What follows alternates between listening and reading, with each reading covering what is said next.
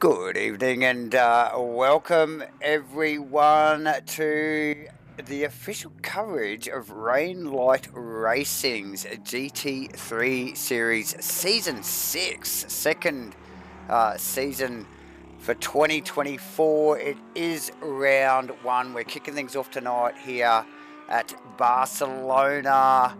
As usual, MATCHFIT Entertainment bringing you the broadcast with myself, Davo, and J-Man right by my side here. Mate, how are you doing tonight? This is going to be awesome. Mate, this is going to be absolutely epic. You and I have been waiting for this, funnily enough. A few weeks now. Yeah, we've missed our Monday night broadcasts, and look, Rainlight Racing back again. Season round one, season six here, 2024. So off to a great start here with 28 cars turning up for what is round one at Barcelona, as you mentioned. So really, really looking forward to this one. Some big things on the calendar for Rainlight Racing this season. Absolutely big things, new stuff. We've got some new sponsors on board. We'll call those guys out. Crosscut Woodwork, Carpentry and Joinery. Also Sim Blacks. Now, Sim Blacks, remember that name, guys.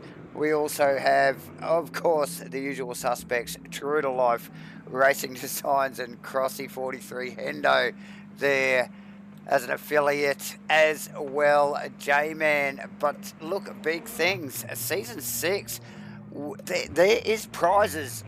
There is prizes, viewers. There is giveaways at the end of the season, and there is giveaways every round through this 10-round season, J-Man. So, yeah, plenty to come. Look, well, for starters, we get to the Sim Blacks giveaway straight up. These guys are giving away what is it? A GT Neo wheel. Yeah, beautiful wheel. Wow.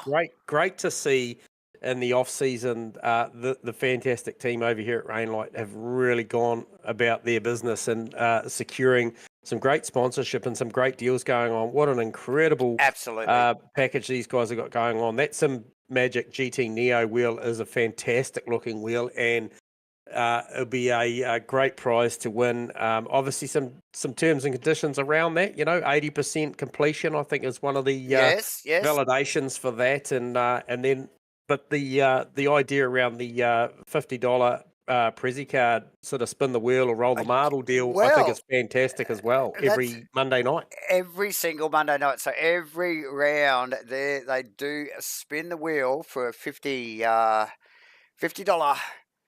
Prezi card, they call it. So totally random draw, spin the wheel, bam, anybody that's involved on the night, is, in for a $50 card. And also the wheel, J-Man, it's not the boys, the speedy guys up the front that are going to win this. It's not outright positions, is it, that's going to win this wheel? It, again, is a random draw for that wheel, obviously with terms and conditions involved, but so anyone and a neat could win. Detail around that, Davo, just before we move on, is the fact that if you do win it, your name comes off the list, and then your odds get better every week throughout the field. Too true. So awesome stuff to come. What do we got? 10 rounds here for season 6, J-Man.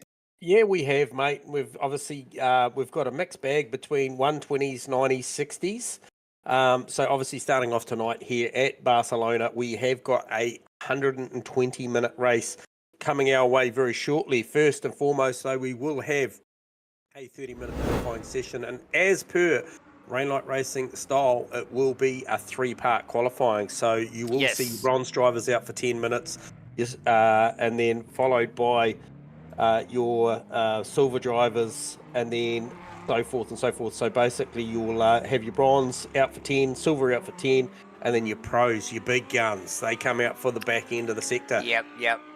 Usually on the primo track too.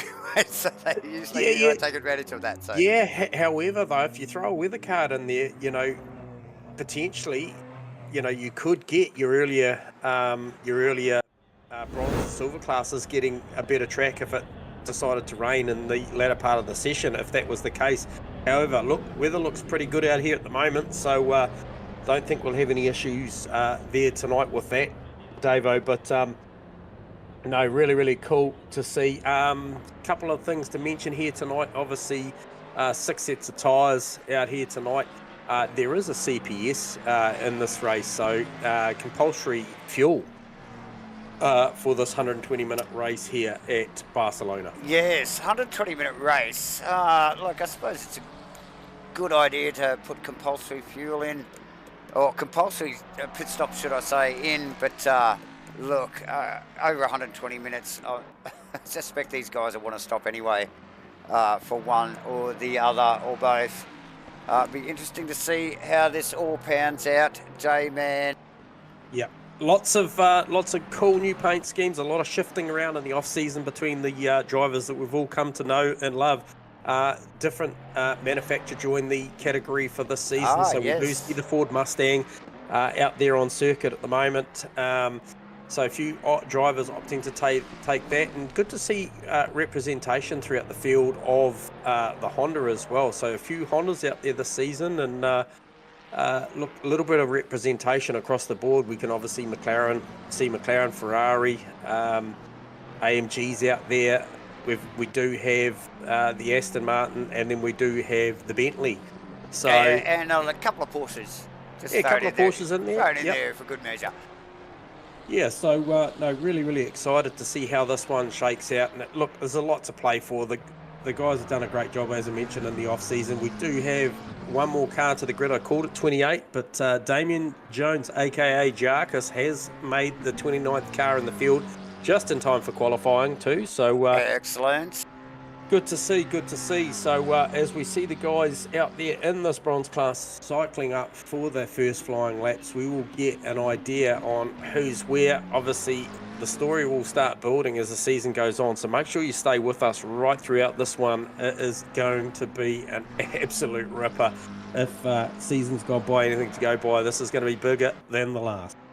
Oh, absolutely, J-Man. And bear with us, ladies and gentlemen, as well as we get used to the boys with their new liveries and just picking these guys out of the crowd.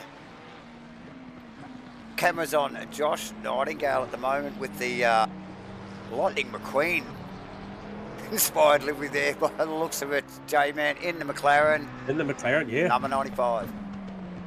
So good looking car there. Good looking car out there, and look, this circuit, great racing circuit. This one, you know, we've been here plenty of times in the past. Around about 4.6 kilometres makes a lap, 14 turns.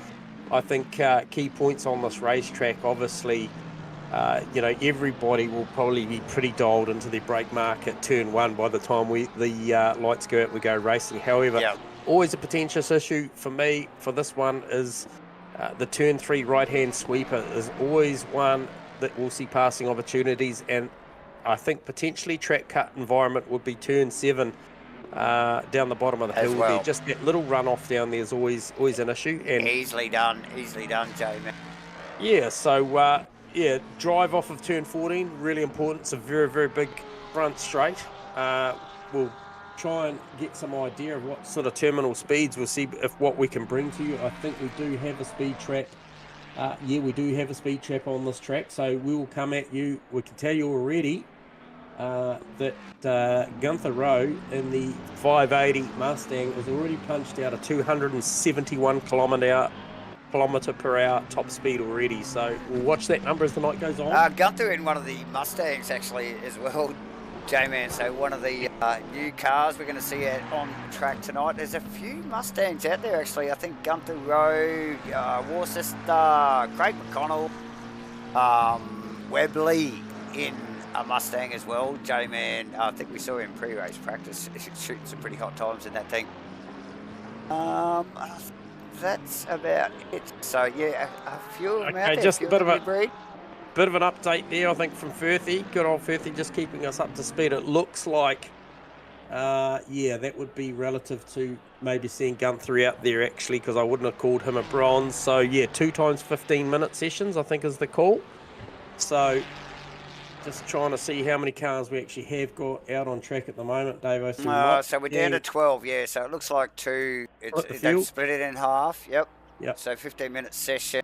We are down. Where are we now? 24 minutes to go. So another 10 minutes odd in this first part. Yep. Yes, first part of the qualifying session. So 43.870 is provisional for Gunther Road. Now that is a great time. We did see a provisional practice time by none other than Maverick just prior to this live broadcast, down as low as a 43.0. So yeah, not too shabby, eh? Yeah, pretty sharp. So expect this qualifying session to be, albeit the first one of the season, it will be tight, and they'll need every minute of the session to try and get it done. But good to see Harrison Bella out there rocking the AMG Mercedes, the JB Weld car. Hopefully doesn't need too much JB Weld on that car tonight and keeps it nice and clean. That thing does look fantastic. It does. It definitely does. Very NASCAR-esque, the livery on that car, J-Man. So it's working for me on the long bonnet, the big Merc. Yep. So nice work from Bella. At provisional 4th at the moment, J-Man. Just rounding that final tricky little chicane complex there and out onto the start-finish straight here. Lots up of on his Delta. Yeah, lots of Delta screaming at the moment, mate. Need plenty going on as far as the Deltas. I think probably one of the bigger ones I've seen is the Josh Nightingale car is well up on his time, but we're about to see that JB Weld car come across the line. And what did it do for him? So Nightingale, well, I don't think he made any ground. Actually, he's dropped back now. Yep. Replay by, I think, Spence there as Nightingale across the line. No gain there, J-Man. Bella back out in the Merc. Oh, loose as there. Yeah, it was pretty loose. He's still holding a margin, though, so it bled a bit of time, but he's still up. Van der Venter bettering his time there that lap as well. Yep, so 3 cars already back to pits. We've got Wadsworth, Haas and Spence, although Wadsworth back out on track, decided to grab some more rubber. What sort of times he got? It's got around about 7 minutes, 6.5 odd minutes, 7 minutes close to by the time. Obviously these guys all well understand the rules around the qualifying. If they've obviously commenced the lap inside that 15-minute bracket, they can carry on and finish the lap and then get out of it after that and let the pros go at it. Good to see Uncle Joe back out there. He's back in the McLaren. As well as Damien Jones, D. Jacques there on track in one of the Lamborghinis. D. Kim, actually. Daniel, yep. Daniel here. Well up on his Delta, J-Man. Yep. So we saw Danny Kim in previous seasons, and had good pace as well. So used to find that he'd be engaged in some good battles. So good to see him with a good Delta at the moment, screaming towards that half a second. Just dropped a bit down there at the final chicane, a little bit loose through the left-hand part of that. So only got to make easily done. 14 on the way out, and he's bled a lot of time there. So just needs to tidy up that chicane, and the lap would have been a good one. Provisional pole sitter at the moment, J-Man, still out on track in the Mustang. Fantastic looking car there. Actually, he just pulls that thing up. Yeah, and look, he just bettered his time slightly there with that last lap at a 43.812. So that'll put him in good stead. We've got obviously the next phase of qualifying to come shortly. Does Gunther go out for another go? 19.5 minutes, so he's about 4.5 minutes he's got to make his mind up. Wadsworth. Oh, just that delta is just sneaking up and down a little bit. Depending on where he is on the lap. Yeah. Looks like he can get Gunther's time, but then he gets to a certain section and it drops back away from him. Very close stuff. He only needs about, tenth and a half or something. So he's working on that. Haas in the McLaren also. Flickering on our deltas. Bella again. Daniel Kim again up on his delta by nearly a second. Yeah, Harrison Ballot well and truly up again. He looked to try and see if he can follow the through. He's just into the second sector at the moment. Car looks relatively tidy. Yeah, it looks a lot cleaner than it was the last time we had the cameras on it, J-Man. Really focused there now. Row back in the pits. Wadsworth. He's got the 2/10. He's coming around the final corner here, J-Man. Yeah, this will be I think it's a cut lap. I don't think it's going to count. Oh, it is too. Yeah. Oh no, it wasn't. No, it's put him in there. No, it was legit. It was clear. It was clearly just I was just reading on my delta there, but no, showed that on mine. Showed that on mine as well. Bella up on his delta, nowhere near these guys at the top though, J-Man. I don't think pace-wise. Or are they? Oh, geez, he might sneak into third here. He might just sneak into third here, provisionally, in front of Daniel. And he has. He has, yeah, beautiful lap. So the interesting part for that for me, for the Jacob Wadsworth Ferrari, it's making all its time through the twisty stuff in the middle, because he is down 6 kilometers an hour versus Gunther Rowe's top speed. He is clocking in at 265 on the back straight, front straight, versus Gunther's 271. So that car has got the aero working through the mid part of this lap. Yeah, look, those times clearly show that, J-Man.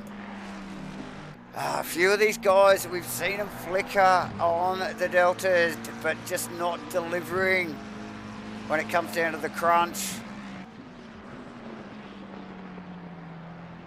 Spencer's car looks amazing, J-Man. That 420 McLaren.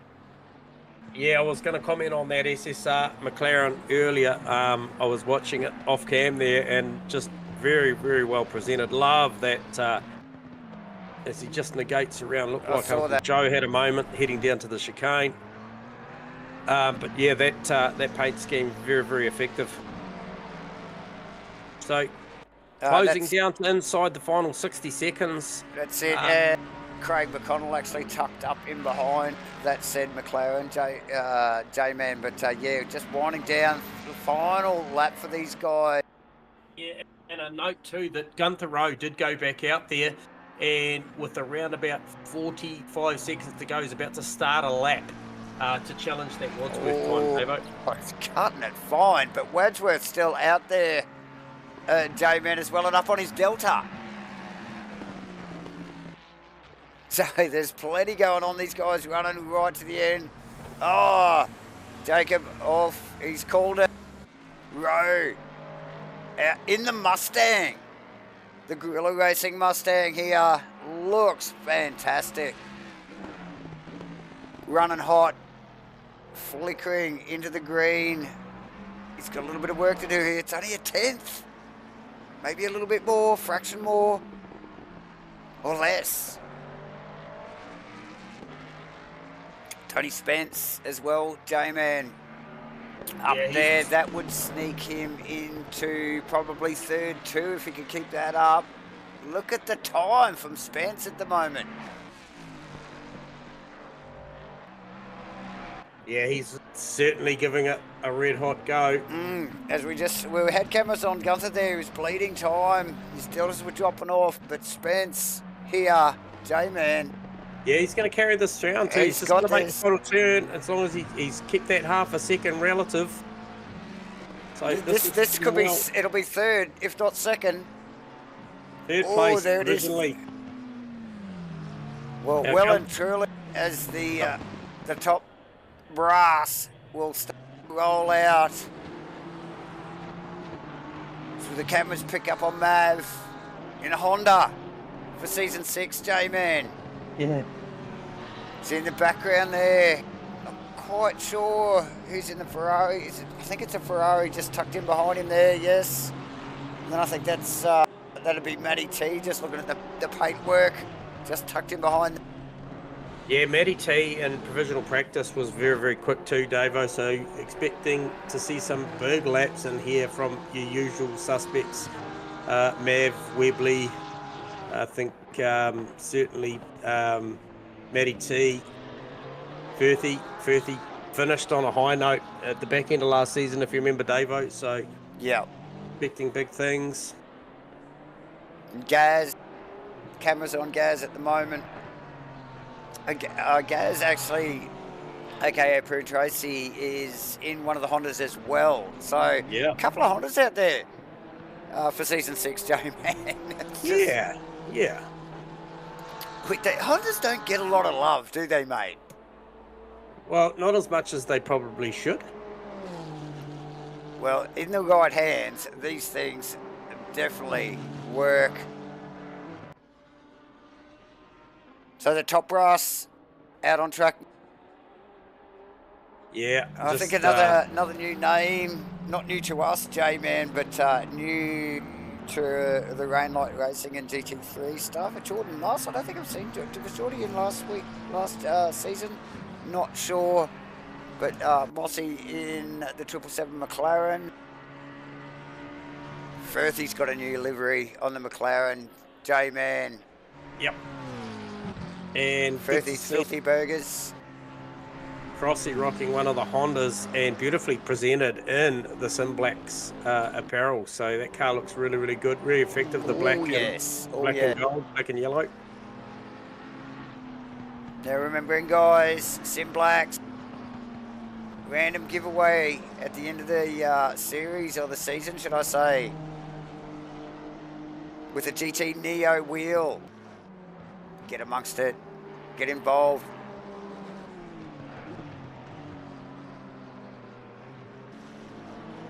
So the Honda's hot tonight already. Yeah, Honda's looking good. It's certainly looking good. So you can bet your bottom dollar that a fair few of them in it, the likes of Prune Tracy and Co. Crossy, that they will have a setup dialed already. These guys and girls would have been well and truly ready for the season to kick off, knowing exactly where they're going and what they need out of the car come round one for this 120-minute enduro for the opening round. And so who was that? So I just did see Prune Tracy. Okay, so Costas Macrolos has put that car, Matty T. Yep. As they'll keep coming right now, we have actually got cameras on Webley as he runs across the line for 7th in the Mustang. Matty T, provisional pole position after one flying lap. Costas Macrolos, second. And pressing on with the lap, he's approaching that 2.5 to 3/10 of a second up already, just as he heads down to the right-hander, start of sector 2 of the lap. Has got, I believe, Maverick as a carrot out in front, so not a bad chase. Oh, hang on, is it? Yeah, I think it is Maverick just out in front, so not a bad car to have out in front of you as a guide. Oh, definitely. And Maverick clearly not hitting the mark in that first lap, maybe a slight cut in his first qualifying lap there, J-Man. So, but Macrolos nailing it and putting himself in second provisionally, but still has that carrot, like you said, of Maverick in front. And Mav will want to get a banker here, I suspect. Yeah. We're under 10 minutes already. Both Crossy and Maverick's laps, had they been legit and been on that number, would have been enough to go 1-2. Yep. Both of them registering in those 44.3, 44.4s. Hang on, so no, apologies, they're a second off the mark. 43.5 67 is the number to beat at the moment. And we just have So Mav coming across the line for 1.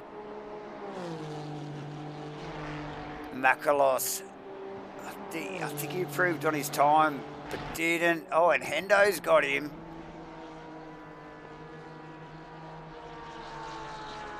So Jacob's time, holding his own at the moment in 5th position. Yeah, no, it's definitely a good time. I was watching. There you go, Maverick to the top on a 43.1. Yeah. So we do see a registered time from Mav in the Red Bull. Yeah, I was just saying, Honda. yeah, Makalos, I think bettered his time there, but not gaining. No. On Matty T there. No, Matty T in provisional second. There. Yeah.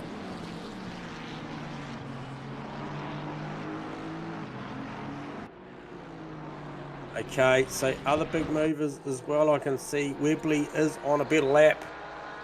He is just coming through the mid part of sector 2, coming down the hill to that infamous turn 7, firing up the hill through 8. So got a little bit up his sleeve, probably needs a bit more. These guys might be still becoming a little bit accustomed to the Mustang, because the first Mustang in the field is Gunther Rowe. You would expect so, wouldn't you, J-Man? You know, like totally new car. We've seen some chatter on the socials about the new Mustang. Yep. I'm sure there's been the odd little patch here or there already. But yeah, these guys. Now, we did see in pre-race practice, J-Man, Webley did definitely have that thing up to speed. And we saw Gunther in that first phase of qualifying on the top of the list, or very near. So, as we watch Webley run across the line, slightly up on his time. Oh, he goes into P2. P2, there you go. 43.18, plays a 43.17. Now, I think Mav actually bettered that lap of his the last lap round, and he needed to. Now Webley's put that thing in the pits. What's he got? He's got a little over 7 minutes to bolt some new rubber on. 6 sets of tyres we talked about earlier in the broadcast. That'll be plenty here tonight, given the fact that look, they'll probably spend a portion of them in practice, and then the other portion will be using a couple of sets in this quali. I wouldn't have thought you'd see anyone use more than 3 sets in a quali. 2 would probably be, I think, the average. If you're going to go for another bite of it. Even in 15-minute quali, J-Man, tend to agree. But yeah, plenty of rubber for these guys to fall back on. Okay, just looking down, drivers that I would have expected to be up further would have been Steve Croston. So Crossy, obviously first lap out was a track cut. Recorded time of a 46.2 would be subpar for Crossy. He is over 2 seconds up on his lap at the moment, halfway through the lap. So he's making amends right now. In the Sim Blacks Honda there, J-Man, number 42. Watch out for that car. Steve Crossland at the wheel. And also the other one is Pete Dawson. So Pete Dawson, not in the conventional white and silver livery that would become accustomed to CMC driving. He is now in a bronze and black Bentley. However, does have the big Dawson across the bonnet, and he is about to come across the line for... what a 10th or so up on his time. Yeah. Not much gain there, J-Man, so just getting his head around the Bentley. Oh, okay, so we've had a bit of a shake around up the top. Maverick now on a 42.9, Macrolos on a 43.0, Webley on a 43.185, Prune Tracy still on a 43.4, and Maddie T is on a 43.8. She is the only one of those top 5 that I can see the deltas heading in the right direction. Yes.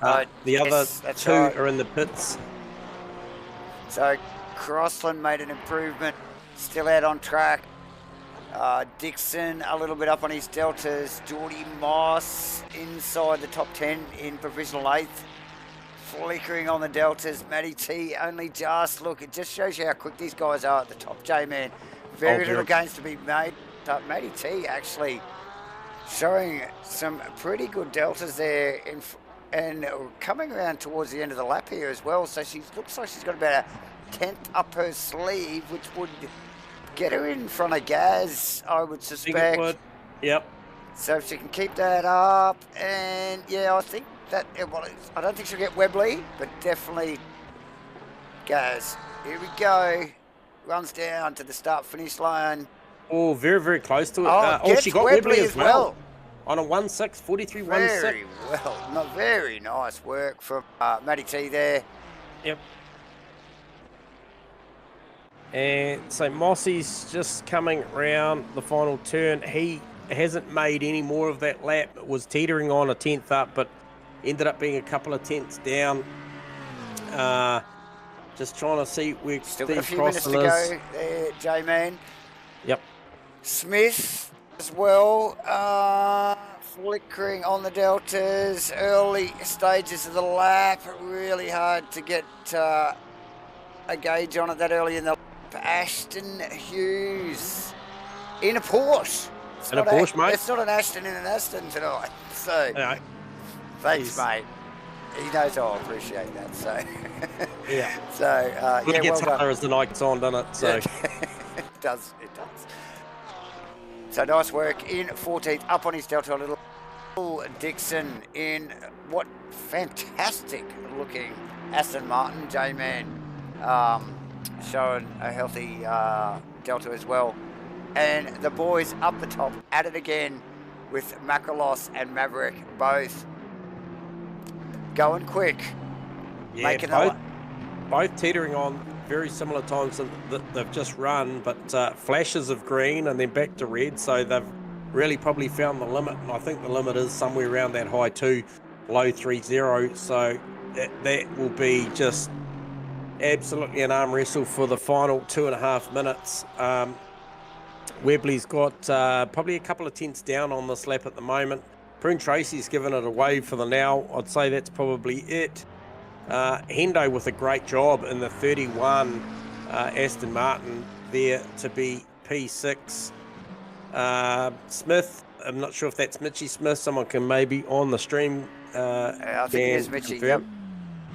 In 7th, and then Jordan Moss, good job there in P8. Wadsworth, that time from earlier is a great time to still be holding inside the 10. Top 10, mate. Yep. Provisionally, obviously Firthy's still out there circulating. Dawson's still out circulating as well. I think just trying to come to grips with driving a car that's not white. Yeah. So. Well, we are. Thanks, Score. It is Mitch. So it is Mitch Smith up there in P7 in the Ferrari. So 42.967 was the last lap for Maverick. So he's right on that. He's right on that high 42 pace. He could back it up, which he has done. Last lap for Costas was a 44.27. So, and still another lap in it for these guys. Oh, well, at least Mav, he's on another lap already. Makalos, with 55 seconds. Oh, that's going to be close. I don't think Makalos will get across for another lap. I know Ashton Hughes will get through for a lap, and also I believe the 88 car of Mitch Smith's will get through for a lap as well with 35 seconds. Yeah, here they come, both those two. Just looking on my map, I don't believe anybody else will be able to. No, they will be the last two to complete a hot lap here. So the 92 and the 88 will be the final cars we will see cross the line for this qualifying session. Yep. Just sneak back up to Mav. Just looks like he's going to better his already lightning fast time, J-Man, with a 142.9. The only car in the twos there in qualifying. Costas got a 10.5 up his sleeve. He's going to be close. He's going to be very, he's coming very across close the line, here, actually. Here we go. It's going to be tight. Oh! There he does. 42.895. Maverick's got to press on with this lap. He's going to need what he's got coming out of turn 40. Oh, he's got it. He's got it. He's got a 10th. He's going to do it. He's got it. right down to the wire. Ladies and Beautiful. gentlemen, who needs to watch the racing? We just need to watch the qualifying, J-Man. This is awesome. And in that excitement, watching Maverick and Costas going at it, Maddie comes in with a beautiful lap to put herself provisionally P3 on 143.1. Oh, very nice. Very nice. Hendo, so obviously Webley in fourth after that, Prince Tracy fifth, Nathan Henderson, stellar job, P6, Mitch Smith, P7, Jordan Moss in P8. Good qualifying first one up for the 777 car. Jacob Wadsworth, P9. That time he set earlier stood Firthy's prediction. He will be a pro at some point, so he says. Speaking of Firthy, he rounds out the 10, and Gunther Rowe, P11. That was a great job as well. That was one of the earlier cars to come out. So second of the Mustangs on the list there, J-Man. Tony Spence, Aston Hughes, Will Dixon, Harrison Bella, Steve Crossland, Hemi, Bateman, I'm not sure what your first name is, Hemi, but Daniel Kim, Haas, Turbot rounding out the 20. We have more, J-Man. Oh, we do. So going from there, we got Pete Dawson, 21, Craig McConnell. I'm not sure. So Mr. Amos there. And then Louis Van der Venter, Kenneth Worcester rounds out the 25, Adrian Kramer, Damian Jarkus Jones, Mr. Nightingale, and Uncle Joe Grimmer there to round out that field at 29. So great qualifying first one up. We knew it would be super close. I mean, look at that margin. It's just the smallest margin, 0.063. So very good qualifying. Very good qualifying. What a fantastic way to kick off the evening, and obviously to kick off round one here for Rainlight Racing's GT3 Series Season 6 here at Barcelona, brought to you by Simblacks, with some great giveaways this season. Crosscut Woodworks, True to Life Racing Designs, Crossy 43 and Hendo, of course. Here tonight, J-Man, we are G'd up for this. Are we what? Yes, you guys should be too. We've been waiting for these guys to come back. It's been a few weeks. They had quite a big gap, actually, in their off-season as they went and had a bit of a to-do with the iRacing. So, look, great to be back, J-Man, here. Obviously, MATCHFIT broadcasting again with myself, Davo, and J-Man on the comms. Don't forget to hit the like and subscribe, guys. You got to keep up with this stuff and hit your notifications just so you know what's going on. The boys getting set up on the grid now, J-Man, before we run around for a formation lap. Won't be long. Well, this is going to be frantic.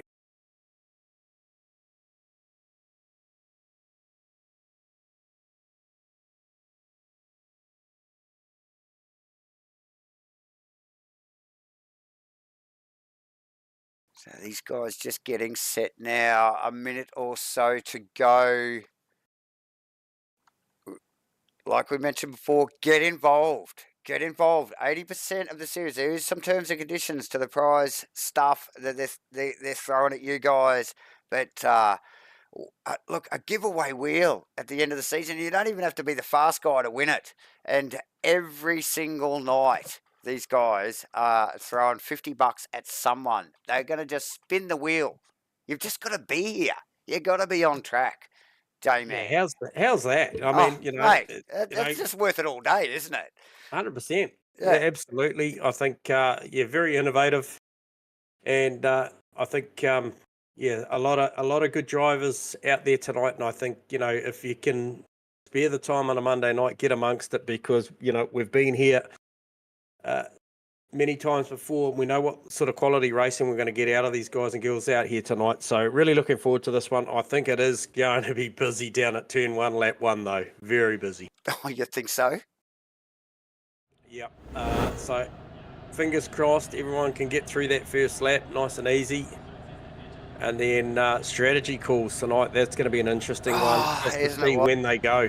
Yeah, when they go, look, we do have a compulsory pit stop. It is a dump only stop, but it'll be interesting. Like I said, it's going to be a very busy first lap. Nearly 30 cars on track here for round one, so a little bit of a learning curve for some. Back to business for a lot of these guys and girls, but yeah, going to be interesting stuff. Pits, you know, the mistakes can come, J-Man. It's either on the way in, hitting a stop, on the way out. There's so many variables, so it always throws a bit of a spanner in the works sometimes, doesn't it? Yeah, it does. It does. I think, you know, there's a lot of drivers out there you and I have called over a long period of time. We certainly raced with and then called, and you know, even the top-notch 1%er drivers can get those 1%ers wrong. But yeah. Hey, look, tonight, you know, something like a stop-go 30 or a drive-through or something like that will hurt. So, not to mention, you know, we're pretty quality-looking field out there. I don't know how much track cuts will be a factor tonight. But look, they are always somewhere in the background of these drivers' minds about, you know, making sure that they stay in between the confines of what is the racetrack and what is not. So many things to factor in, and 10 rounds, it's a relatively good length season, so plenty of time to make it back if round one isn't the best round for you. And I feel like, you know, when I look down the list and I see somebody like Steve Crossland qualifying P16, he hasn't extracted the best out of himself or that car, and he won't frown on me for that. He knows he's much better than that. Yeah. And he knows he'll have some work to do here. And he'll race forward. You know, watch that name, P16. Yep. Rossi is a great racer. He will go forward. So definitely. But for me, standouts tonight, you know, I could have predicted that Mav, Costas and co would be up there. But for me, Nathan Henderson and the 31 Aston Martin. I think Hendo's qualified. Yeah, definitely. Hendo, Mitchie and Moss, I think, and Wadsworth in the top 10 in the first phase of qualifying, J-Man, to hold that top 10. Definitely all standouts. Yeah, another one that's a little bit further back than I expected probably would be Will Dixon. So we saw Will, and we spoke to him on the podium a couple of times last season, and he's definitely a class act as well. So just coming accustomed to that Aston, and he'll be back up there. As the guys and girls start to form up, the field is very spread out the back here still. This guy's going to get left behind if they don't get this bunched up. Rounding through that final complex of corners, J-Man. Very awkward stuff there, but look, a lot of stragglers there, J-Man. There is some time to go yet as they round the final corner here. On road 2 by the look of it, Davo. It does look like that. Look, ladies and gentlemen, we're just about to go green on Rainlight Racing's GT3 series. Round 1 at Barcelona. We've got a green Mav with a good jump, but look at it. It is 3 wide in the back there. Gaz. Prune Tracy, Gaz Eddy with a good run down the insides, covering actually. Gaz, Hendo, Webley, all of them. Look at it. 3 wide, 4 wide in the background there, J-Man. Gunther Rowe right in amongst it there. Bella. Everybody through turn 1 cleanly, Davo. Unbelievable. Dixon down, like you said, J-Man just going to position there. Dawson going to position as well. A couple of those guys back a bit further than what we would have expected here. Yeah, Costas re-challenging Gaz Eddy for that P2, so he lost his position off the start. He did. Oh, look, and he's let it go there now. Yeah, he got the run. Webley down there, pushing in the Mustang, but also not as quick as he probably wanted to be out of there. Either Hendo tucked up in behind there. Matty T losing positions off the start. J-Man back in a 6th position. Geordie Moss holding 7th nicely. I don't think he's the only one that hasn't moved up or down. Yeah, look, it has sort of just battled there. Sorry, Webley on Tracy again. Yeah, had a big look down there into the left-hander. Plenty going on in the background here still, guys. Crossland in amongst it. But everybody filing through nice, very tidy first lap, J-Man. Yeah, super clean. Particularly for the first couple of corners at Barcelona. You know how messy that can get. Oh, mate, we've seen it so many times. Yeah, so Costas obviously losing that position off the start and then gaining it back again. Looked like those positions changed a couple of times, but a strong challenge down the front straight from the Mustang. We saw the Look at Mustang the with Mustang incredible go. straight line speed. Can he Down pull the it up? inside. Oh, Gaz giving space. Lets him through.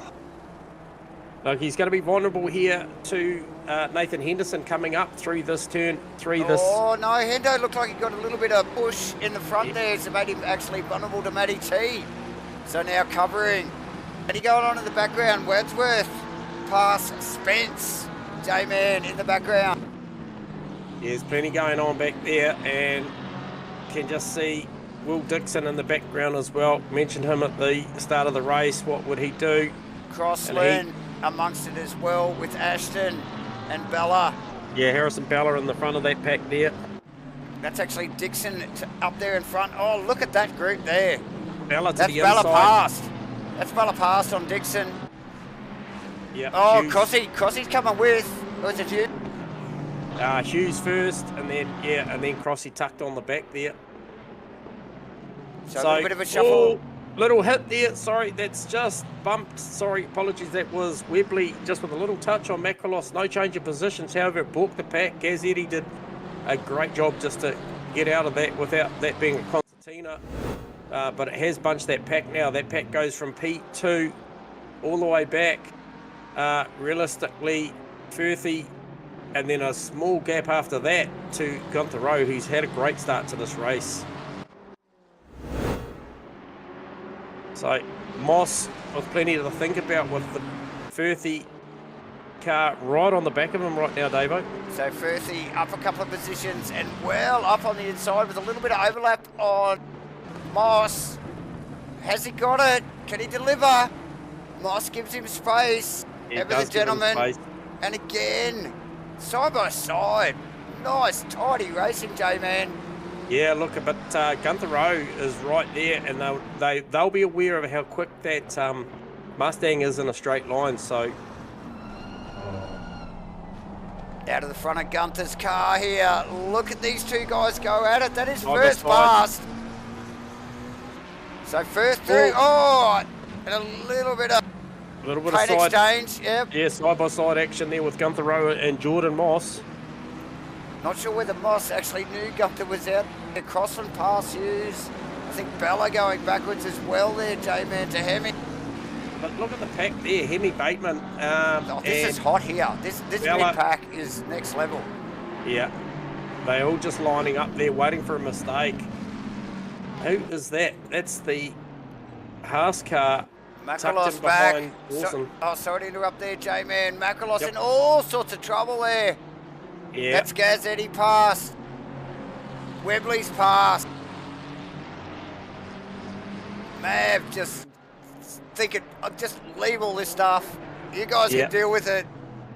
Matty T in behind that. Plenty going on. Macrolos. Big losses there, J-Man. But so that sees the 26 car of Brandon Webley go into P2 provisionally, and look, with a little bit of an air gap, and they won't touch him down the front straight.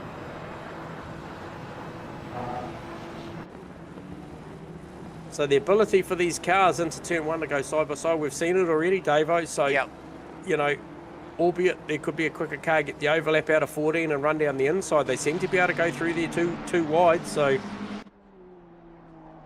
Crossland, Dixon, J-Man. Hard to know where to have the cameras at the moment. There is a lot going on track here. Viewers, very tight battle in that sort of back end of the mid-pack there. Just in front of them, you've got the Firth, Moss battle, and then not that far in front is that lead pack. So Firth staying in touch, J-Man, with those guys fighting so much. You can see how bunched the field is. You can just see it in the background there, J-Man. Wadsworth back, 4 positions there as well. So Dixon, Crossland and Hughes passed. Again, you can just see him in the leaders in the foreground. So very tightly bunched back here. Dixon under pressure from Spence and Crossland. He's round Spence. Spence down a position. Crossland now sizing him up. Yeah, he's certainly he's not going in the right direction. But Crossy, we said he didn't qualify as good as good. He is moving. I tell you what, the big mover and shaker as well, I've got to say, is Louis van der Venter up 6 positions already in this race. So Louis van der Venter on the move.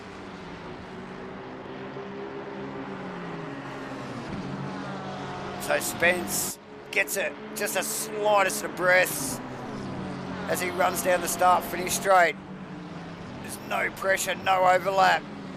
Car's starting to spread a little bit here.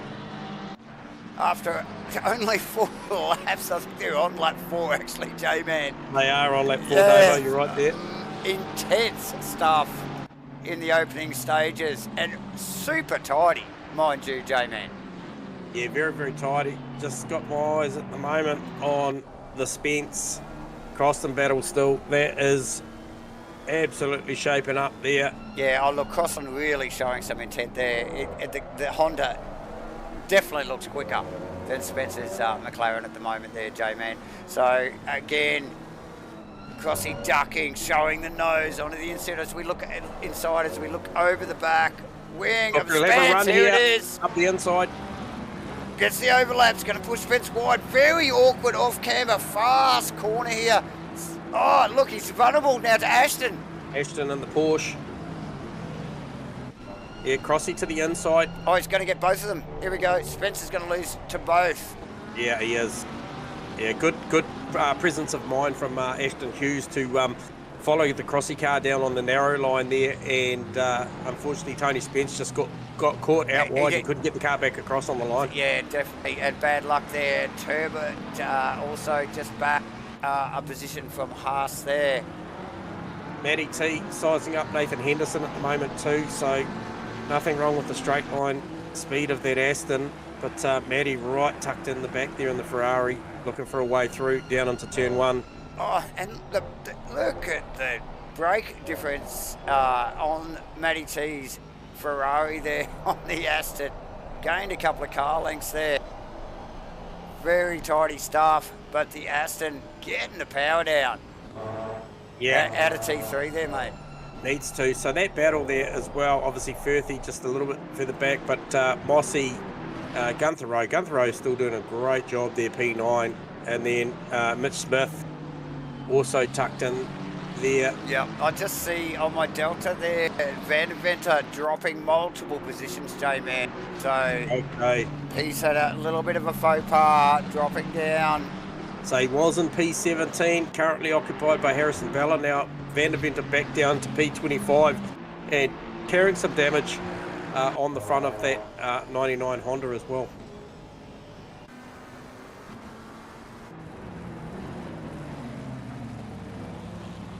Very tight stuff early on here, J-Man. This is a 120, this is a 2-hour race. It is a 2-hour race. These guys just shot out of the blocks like it was a freaking quarter mile. And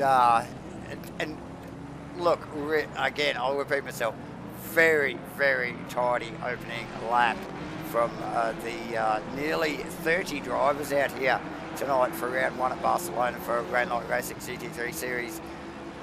J-Man, intense stuff. Yeah, Macross, Henderson, Matty T. That's one that just keeps coming up on my radar there, that there's plenty of intent there. Hendo having a look. Speed Trap Stu, I can tell you, Brandon Webley in that Mustang is holding the fastest terminal speed of the race, and it is, yes, it is in the Ford 274.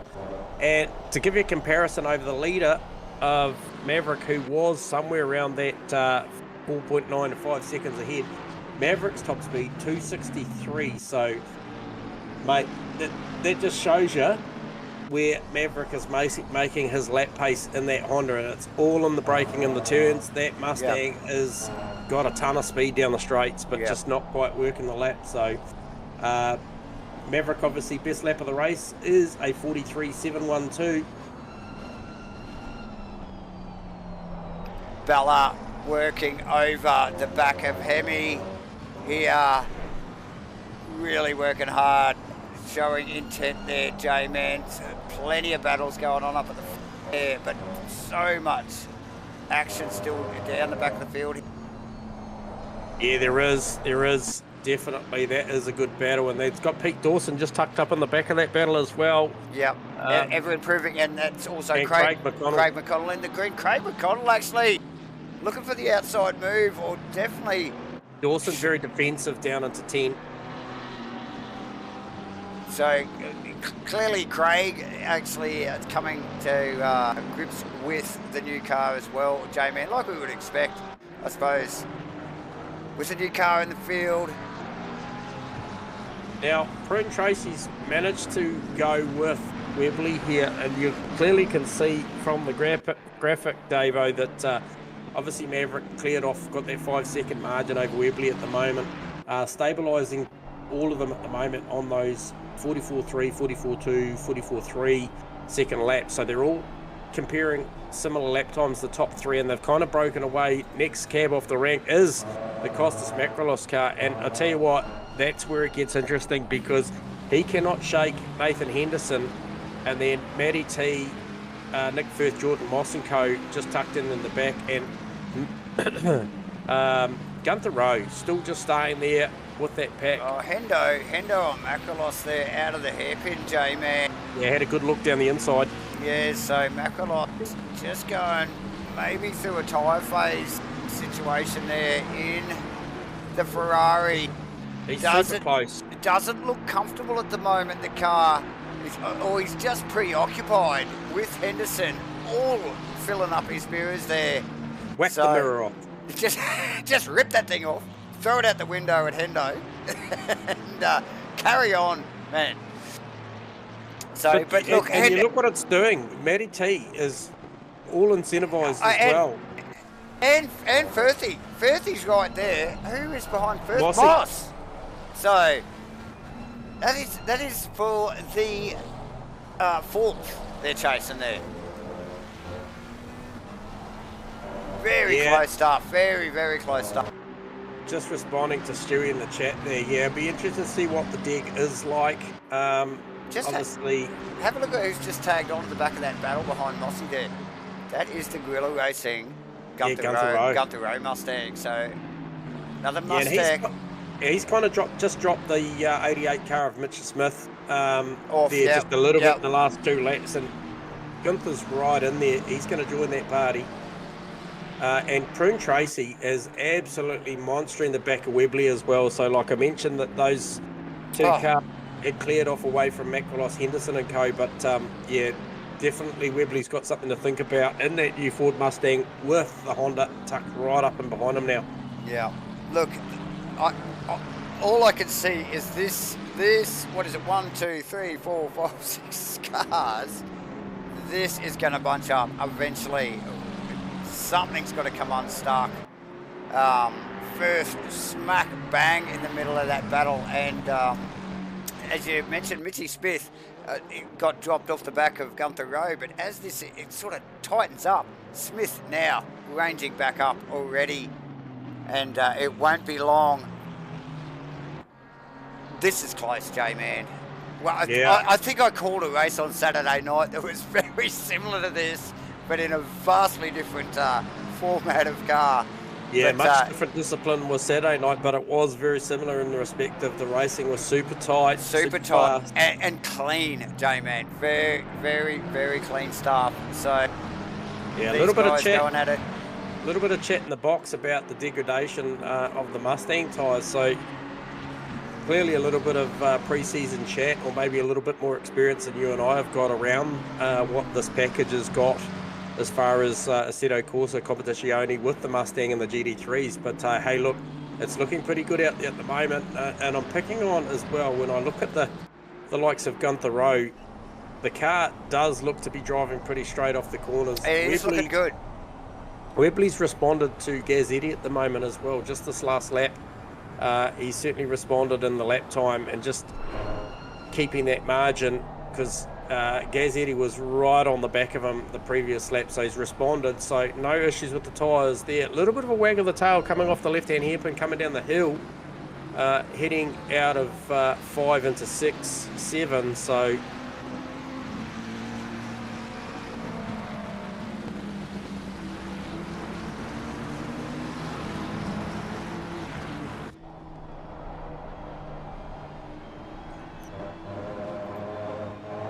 So it's a little bit lighter stern at the moment. But look, these guys hard at it, J-Man. As we know, we just get the cameras on Haas and McConnell. There, Haas in the McLaren, starting to put it down. We've seen McConnell just tucked up under the wing of the Bentley of Dawson for the last few laps here. Oh, again, Haas just looking at the back of that Mustang there, but yeah, McConnell not able to make, although we've seen him show the nose a few times, not really been able to make the move on Dawson in the Bentley. Dawson, another one that J-Man you would have expected to be up the field a little bit further, just given his, you know, like what we normally see from Dawson. Maybe. And Dawson and McConnell across the line. Once again. Chasing. Crossland on Dixon. He's going to get this done. On the outside for the hairpin. Side by side.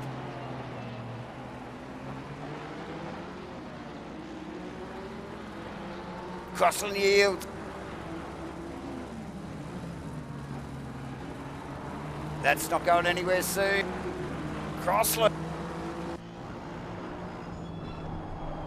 Honda moving up through the field nicely. Gained a few positions. It always gets harder the further you get through the field, obviously. This guy's quicker and quicker. You can just see, as we look at the back of Dixon's Aston Martin there, you can see Mitchy Smith and Gunther Rowe and Jordan Moss. This is a very tight pack. Crossland isn't that far off the leaders here. The leaders would only be just coming across the start-finish line now. So, well in touch here. 20 minutes in to this hour-and-a-half race. Plenty of racing yet to come. Crossland in 12th in the 42 Honda. That would be the Simblacks number sort of really, 43 Honda at the ship is steady, so to speak. I'm looking at you're back. Just look. You're back? Yes. Are we back? Yep. Yes. Yep. So plenty going on. Dawson losing a position to Hemi. Just in that last corner as well. Yeah, so I was just talking, Davo, just saying about I feel like Hendo's strong suit is where they are right now, coming out of 7 up through 8. If he can get the run up there, pressure the Macrolos car so that he could try and maybe get the inside run into 9 here and then heading up to 10, just try and sweep across if he gets an overlap and cover off the left-hand line. He dives to the inside. This is the part of the track that I see Hendo being the strongest. And look at that. As I said it, Macrolos makes a mistake. Hendo gets up the inside. As you were just witnessing that move with Hemi and Dawson. We will pick up that one as well, J-Man. Yeah. I thought it would have been a couple of corners earlier, but he did make it stick. So he just faked. Oh, Matty T into the side of Macrolos, but gets out of it. No harm, no foul. But I'll tell you what, that's really made Firthy hungry. It's an angry pack there, and Hendo's checked out. Look at this, Mossy even looking. Mossy looking to the outside of Firthy. It's all going on down to turn 1. Matty fires it down the inside. We've seen him go too wide. A little bit of contact there between Macrolos and Matty T. Come out, but Jordan Moss looking to make the best out of that situation. And does sweep down the inside. Wow. Out of control. So the last lap hasn't been the best for Costas Macrolos. He's gone back down a couple of positions. Side by side again, loses to Moss. Yeah, Mossy will just cover this off. And look at that, Firthy now. Macrolos down the inside. Big move from Macrolos. Pushing. Oh, and there's paint exchange again. I think Contact. that is Moss and Dixon, is it? Yeah. No, that's Moss and... Oh, and Rowe. Oh, and he tags him. Oh, here we go. And the guy's coming up. Oh, that is Crossland coming up there in the Simblacks car. Macrolos and Rowe coming together again, so it's just gone really, really messy there. That I think initially Macrolos actually rolled out of it to readdress that issue with Matty T. And it's just bunched up, but I tell you what. So we just get out of the front on the replay here of Crossland's car as he comes around the corner there through that little bowl section there, and just his cars everywhere. Everyone's pulled up short and tight. Well, it was the other two cars arriving that weren't a part of it, and they had momentum. So I'm talking about the Will Dixon, Steve Crossland cars. They turned up, and look at this. This is Will Dixon on Jordan Moss down to turn one. It's got a big overlap. We've seen them run side by side down through here. Mossie's going to take the outside line, and he will hold this inside line. Yep, but look, Dixon touched up. Look, that's a byproduct of too wide down there. Unfortunately, Moss, he does recover reasonably well. Nicely. Only loses a few positions. Yep. Just a couple of wheels on the sand there. Back on track. Pointing in the right direction. Dropped a couple of positions there, J-Man, but hasn't there been a shuffle, a major shuffle there with Macrolos, notably back into 10th position. Yep. And look, Crossland. From obviously we were just calling him P16 to P7, up 9 positions. 2 laps ago I was calling him in 12th, and he's in 7th. So nice work from Crossland, and look at that. He's got the Will Dixon, Gunther Rowe, Macrolos, Moss, Smith battle behind him. Oh, and that's heated up too. That Jordan Moss, Smith, and then Tony Spence. Tony Spence looking for an inside move on both of them. Oh, sorry, apologies, it wasn't Tony Spence, it was... Just trying to see who that was, trying to fire it down in the Porsche. It was Ashton Hughes, yeah, he was looking for a big move there, he was looking for a 2 for 1. Whew, it's just got really, very busy, very quickly, so just looking on who's on the back of that. Jacob Wadsworth, so still in touch, P15, right on the back of Tony Spence. And that starts at Jordan Moss, goes all the way back from Moss to Spence there. That's a good little battle there, 5-car battle. Dixon covering into 1. From Crossland. Crossland. Oh, it's actually Crossland covering Dixon, and that's Gunther. Gunther's got him. Got him, Dixon. Dixon had to lift through the turn 3 right-hander there. The power of that Mustang is certainly starting to show. Tyre deg, not really a factor at the moment. Oh, I just saw back a shot. I was just flicked up to see how Webley was going when I started talking about degradation on the Mustang, and he was proper sideways up through, looked like it was turn 9.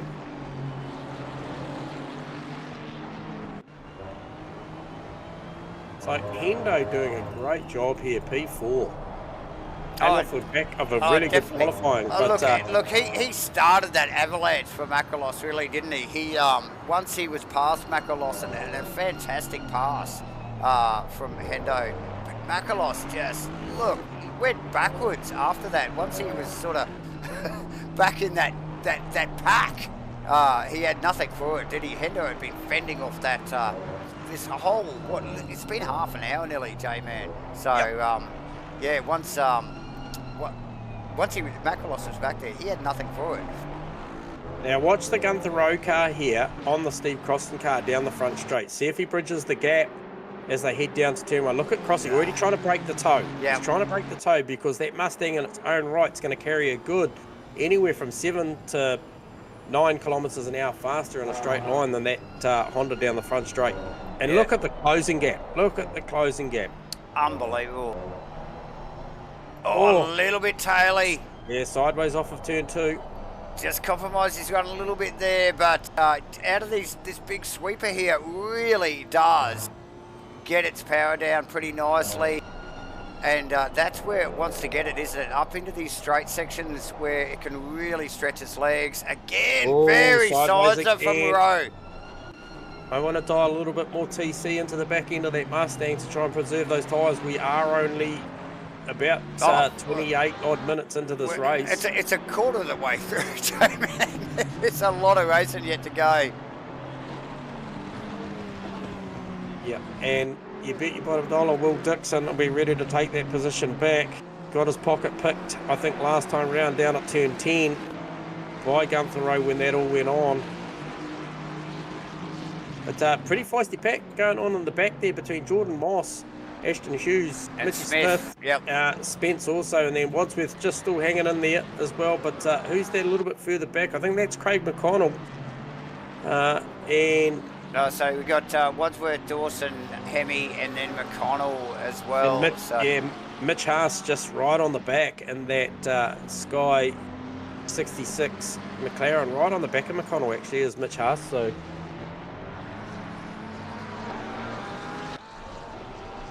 Smith on Hughes. Has he got the punch in a straight line from the Ferrari v Porsche down towards one? Yep. Looking for an overlap. Leaving it too late. Ashton tucks in. That must have been tight, J-Man.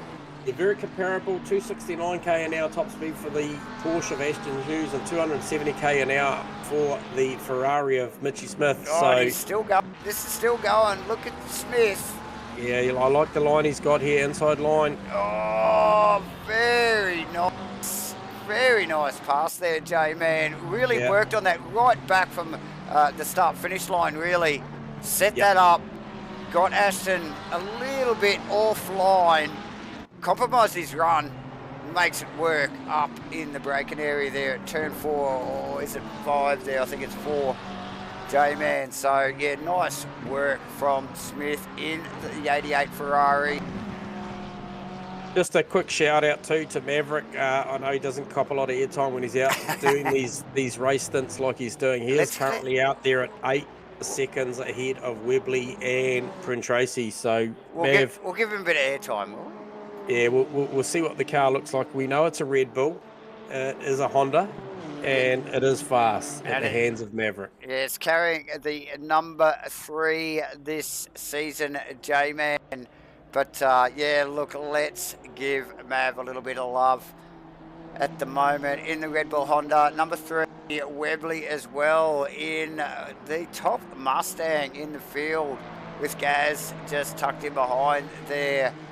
And look, let's give our viewers a bit of love. Thanks for joining us, guys.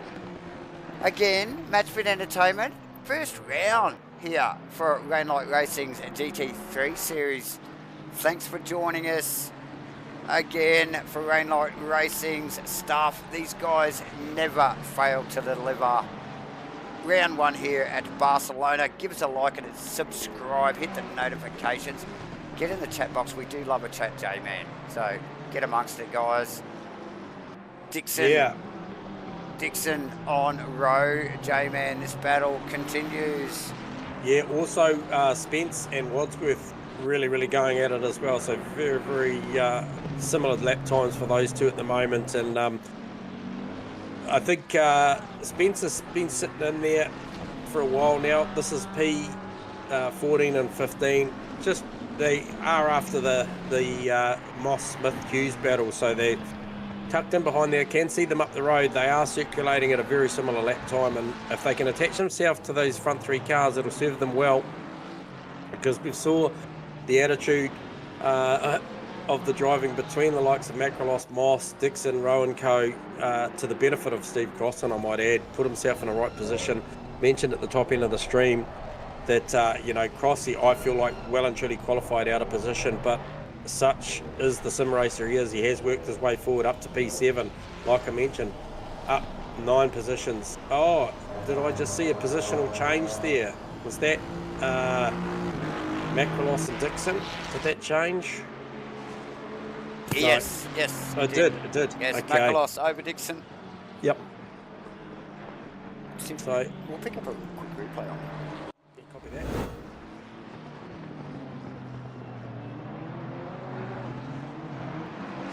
So Dixon actually just tucked him. Oh, yeah, that's a little bit of a shame there. Dixon just tucked up in behind Rowe there. A little bit too much curb through that little final chicane complex there on the circuit, and really compromised his run with McElhouse so close behind there. J-Man immediately taking advantage of that little mistake and through immediately.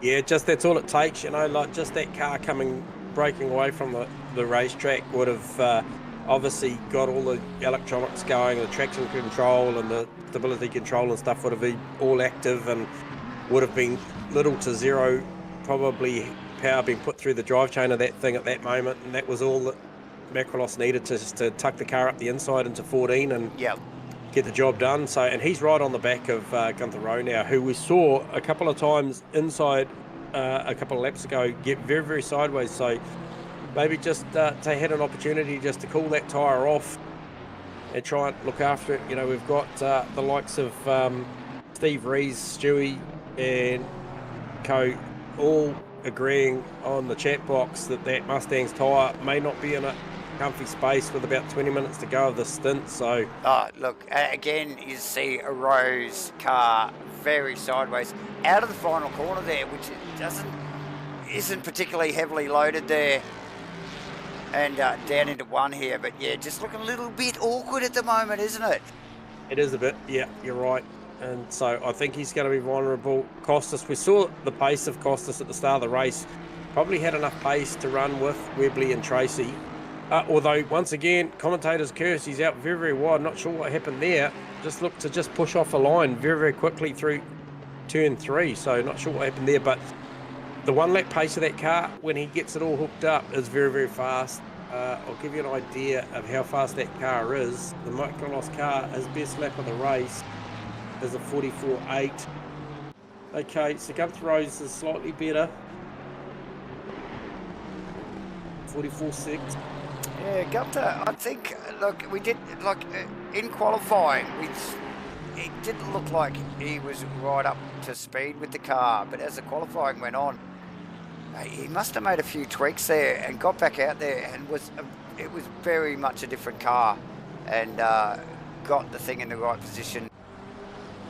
Yeah, and Firthy on the hunt too at the moment too, mate. Talking about lap times and the pace of the car, he's tailing on the back of Matty T at the moment, 0.4 of a second faster on the previous lap. About to get an indication about what the lap times are versus the Ferrari and the McLaren in battle for 5th and 6th at the moment. I'll tell you now, Matty has just crossed the line for a 45.292 versus Firthy's 44.815. So Firthy on the move, Davo. Look, I saw Firthy in the Firthy Filderberger's car early in the race, really putting pressure on Matty T, looking for a move, but just could not make it stick. And look, he really hasn't been able to put any pressure on since. We are well over half an hour into this race. We just wonder how these guys, like the boys are saying in the chat box, how are the tyre decks going on these cars, like individually.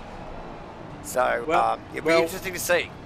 Well, Firthy's I think it's okay, because if I compare the lap times of all our drivers out there, he is currently on that lap round. He was on Maverick's pace. Maverick did a 44.835.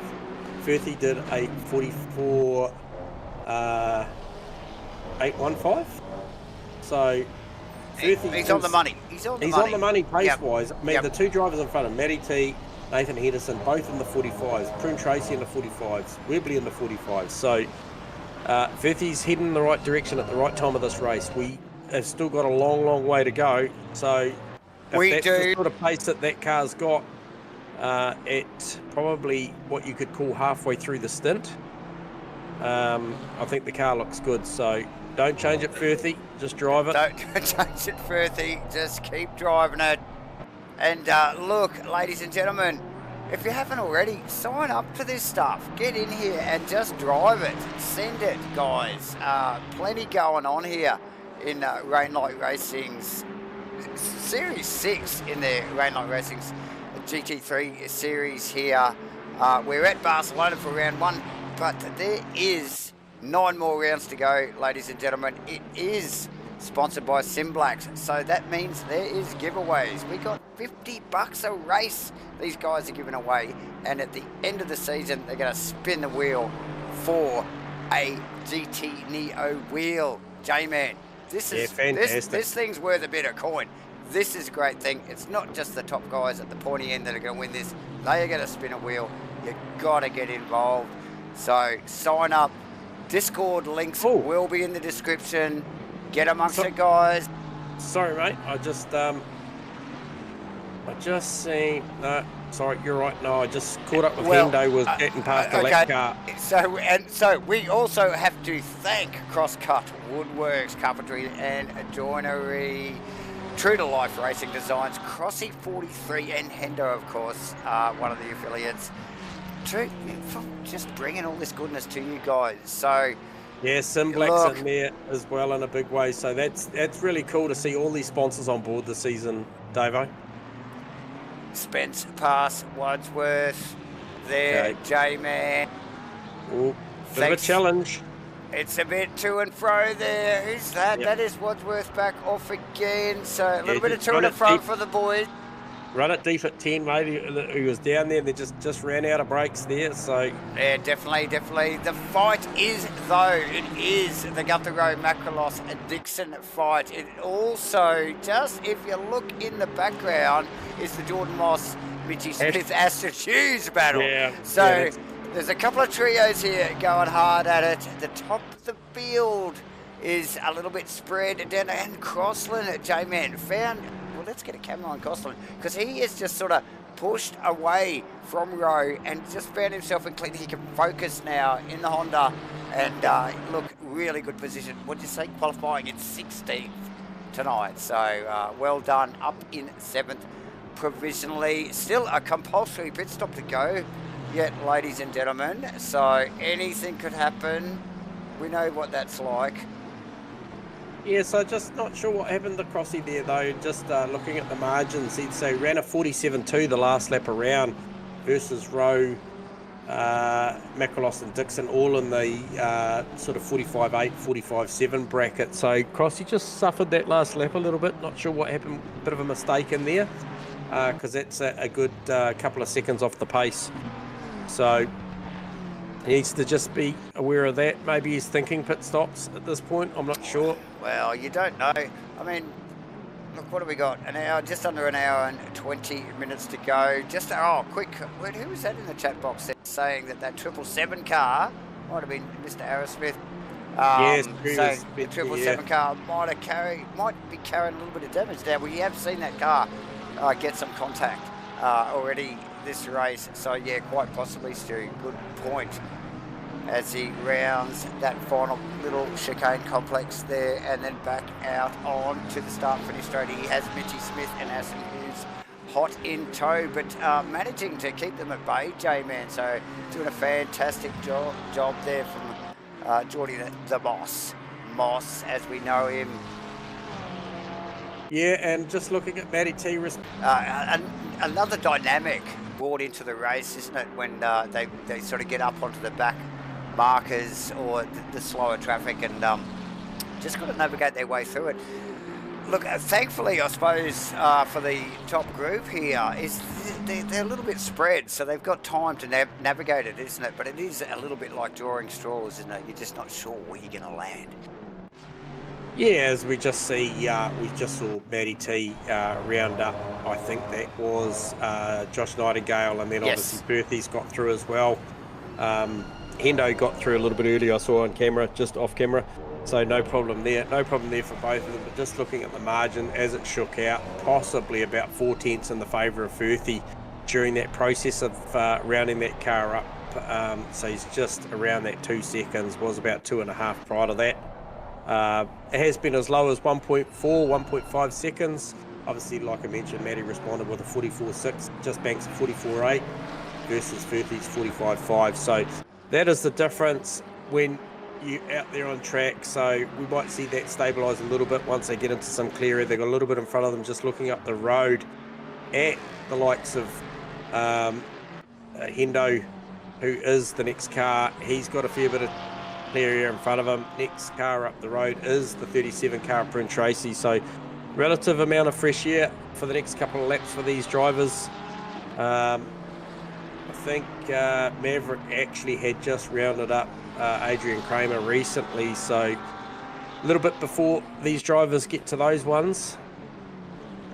But yeah, Wadsworth probably just tuning in the wrong direction at the moment after we saw him with that great battle with Tony Spence, and now he's going to have Dawson and Hemi Bateman starting to range up on him as well. So pretty sure with the timer running down that certainly drivers will be starting to think about the stops if they're going to split this thing somewhere near that halfway point. Yeah, look, it would definitely start coming into play, I would suspect now, J-Man.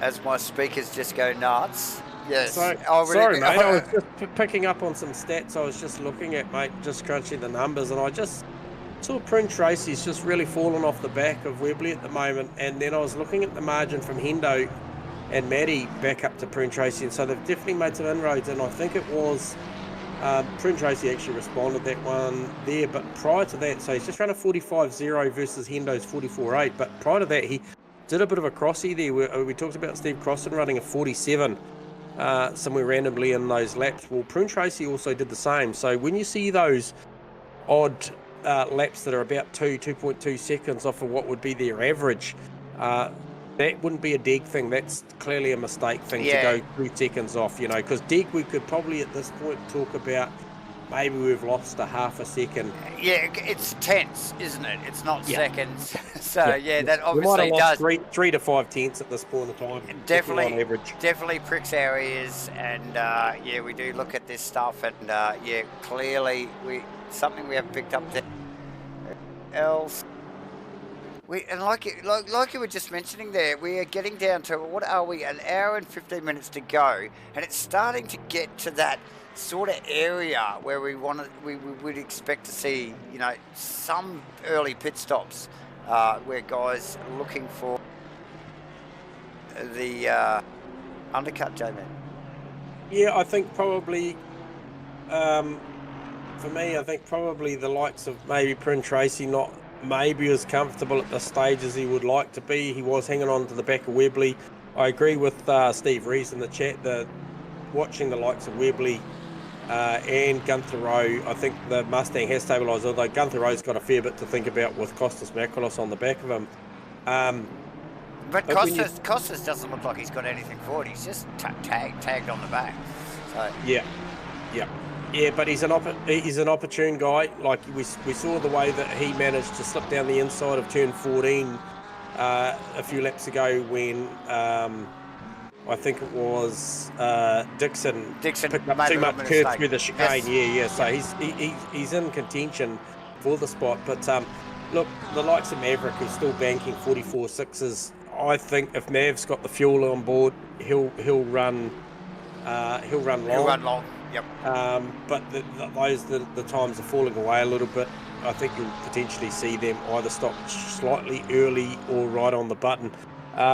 Stewie's not convinced, wants to see an onboard, wants to see some wheel work of a Mustang. Well, I think probably if you want to pick on one, I think you pick on the Guerrilla Racing Gunther Rowe Mustang. Okay, let's do that. Let's get it on. I'll mute. Okay.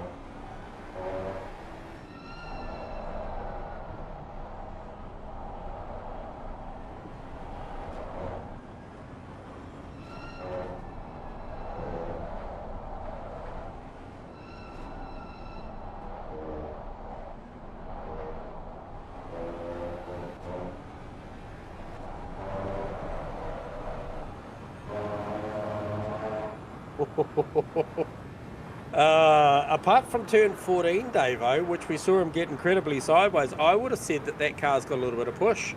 I would have said that I saw a bit of understeer coming up through 9, 10, and even 11, the double apex, come before they head down to the chicane. I would have said that it's got a little bit of push on it. So just watching it coming through turn 3, nose is pretty firm.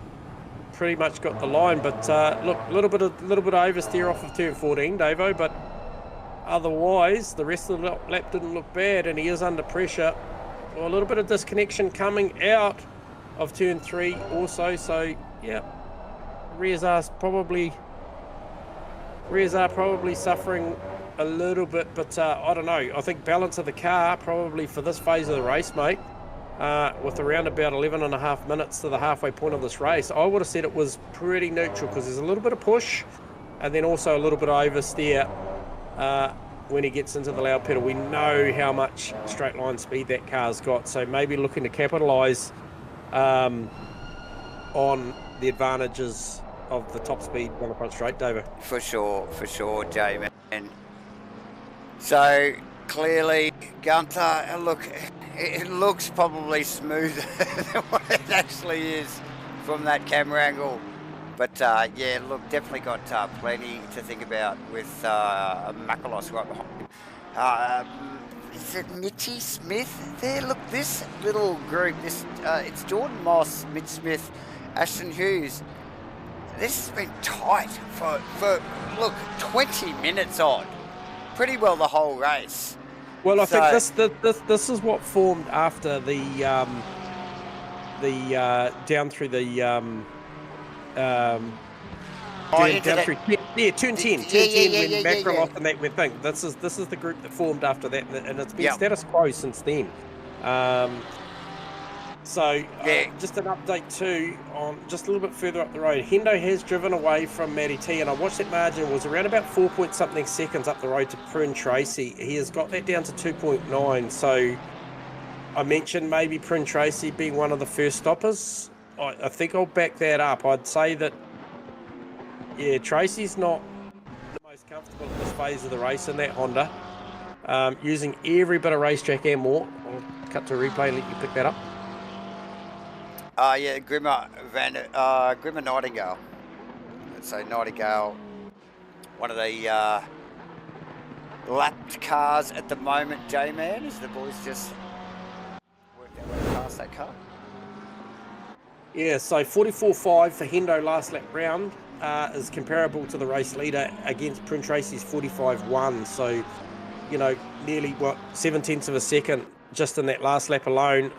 He's about to come up on a lap marker that Prince Tracy actually did have to get towards the back sector of that lap. Hendo's going to get blue flags, car rolls out, so he gets it at the opportune time on the front straight, so it hasn't affected him all. Once again, Prince Tracy 45.7, Henderson 45.2, so he's making inroads every lap. Who's that coming out of the boots? So I believe that is the Nightingale car has come out of the pits. I'll get a read on that. So no, that was I thought he just went past Nightingale as a lap car. No, he's come out. Van der Venter and Nightingale both stopped. Both 38 seconds on the jacks, both a minute 10 outright. So comparable stops for the Nightingale and Van der Venter cars. Also, Mitch Haas in the pits as we speak. Currently trundling down pit lane. And Jordan Moss. Jordan Moss, sorry. It was Jordan Moss. So I'll give you an update. Looking for something around that 38 and 110 final. Makalos getting very, very agitated behind. I'm sure he could just see the tail of that Mustang moving around, James. Thinking, oh, look, he's got to get out of it eventually. Look, we're getting down to that mark as Makalos runs wide through 10. He's really got to get out of it now. We're in that middle, that area, that window, shall we say, for the pit stop. If Gunther doesn't come in, I'd be getting in. He's got to clear that Mustang.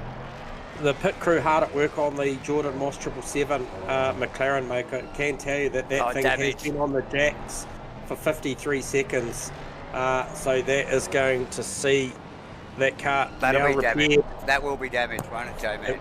It will be. So that sees a total lap time added a minute 25 in the lane. So, but I feel like he needed to do it, as mentioned by the likes of Stewie and Rusty and Co. That car definitely needed a repair.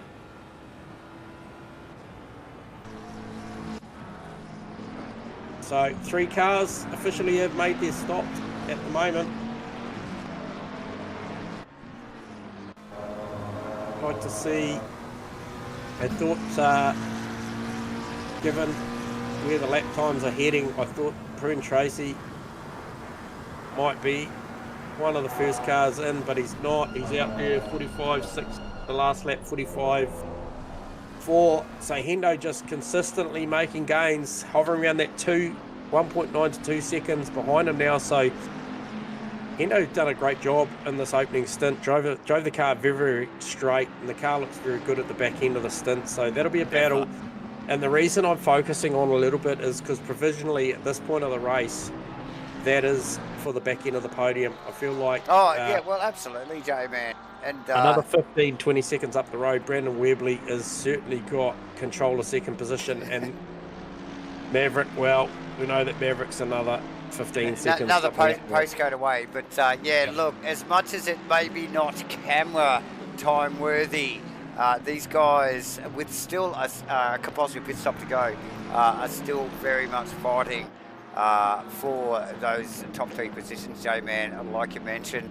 The battles down through the field, look, literally the Makalos Row battle, the proximity between these cars has been the closest, more than anyone throughout the whole race. So these guys are really going at it, and Makalos, look, just giving away multiple positions once Henderson, and we just talked Henderson up. Once Henderson got past and popped that cork, Makalos really did jettison back down through the field and has struggled ever since. Again, ranging right up on the back of that Mustang. J-Man, has he got it this time? I doubt it. The punch up the hill from the Mustang wins out again. Well, that's what he's battling against. So it's a case of, I think if he can get it done, I believe he probably will have the pace to drive away, based on the mid-corner pace of that car. But you can see, look, he probably compromised down through there, down through 6. Probably had to maybe roll out of a little in the middle of the corner more than he would have liked. But then they'll come out of here, 7, 8, 9, and difference of this Mustang out of 9 down to 10, it'll just stretch its legs a little bit here. And we can see the deck in the times, can't we, J-Man? Like, these guys obviously backing off the time. They're just not capable of doing the times now. Oh, Gunter, wide there. Makalos on the inside. Sneaks in. Gets back down to the inside to cover that off. Oh, that is tight. Gunter Road still forcing the issue. Makalos. Oh, Makalos deep. Oh, has to shortcut the corner there just to keep that thing in check. And you watch the Mustang. Oh, he gets a little bit loose, but he'll have the drive. He will have the horsepower if he can get the car to the inside here. We have seen him go too wide down here. Pokes it down the inside. He will have an overlap. So the ticket is here to break the car as straight and as late as possible to hold him off, and he does a great job of it too. So Makalos tries hard. Dixon, see Dixon just tucked in behind there as Henderson ducks into the pits, J-Man, while we're watching this. And now Makalos wide again. Dixon surely has a look. The Aston up on the inside.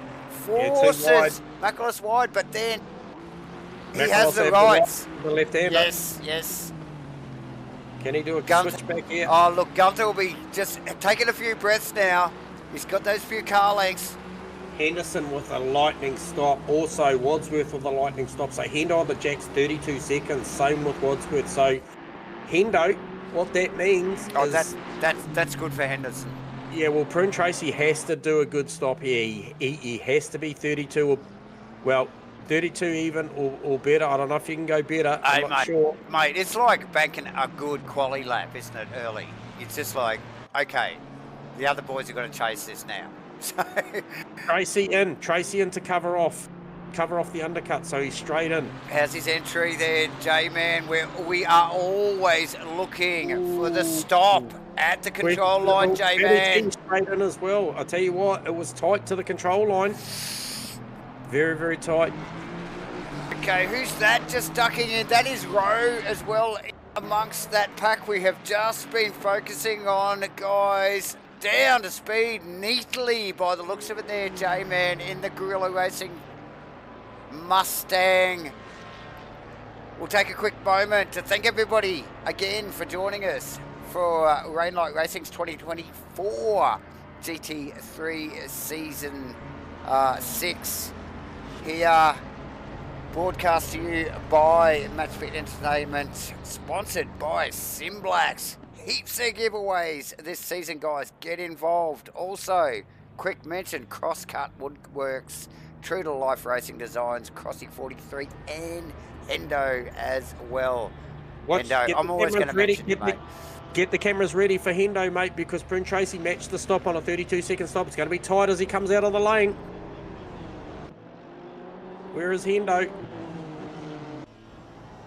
Okay. So, bit of a net gain there, bit of a better in-lap, or yeah, definitely possibly a better in-lap, or maybe Hendo's out-lap wasn't as good because Hendo's way back. Yeah, Tracy's made a big margin there. Big gain there, J-Man. So tight stuff there. We looked over the rear wing, couldn't even see him. Yeah. No, so definitely some gains there. 35-second stop for Gunther Rowe. So what does that mean in the battle with Macrolos? Macrolos still out there. If he can come in and do a 32-second stop with a minute 5 outright, as opposed to something like a 35 at a minute 7, we know how tight it was. Does Macrolos cover the undercut? Does he come in this lap? No, J-Man stays out. Stays out. Is this an opportunity to let this car make some lap time with fresh air? So here we go. We just ticked over 1 hour there, J-Man. That is the halfway mark, and we have got way less than half the field here already pitted. So Dixon in the lane, and I tell you what, look at the rubber all over the front of that Aston Martin. Is absolutely, there'd be a kilo or two just in the front end of that thing. Just pulls up behind Dawson's car there. But yeah, look, he's been chasing the back of those boys for some time, 20 odd minutes. So no surprise that thing's covered in rubber. So yeah, nice work from Dixon. Haas in the pits as well.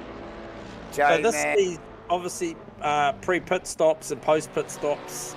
Steve Crossland from 16th, currently still to make a stop, but circulating in P3. In three. And look, it has been in clean air, J-Man, probably for the last, 15 or 20 minutes or so.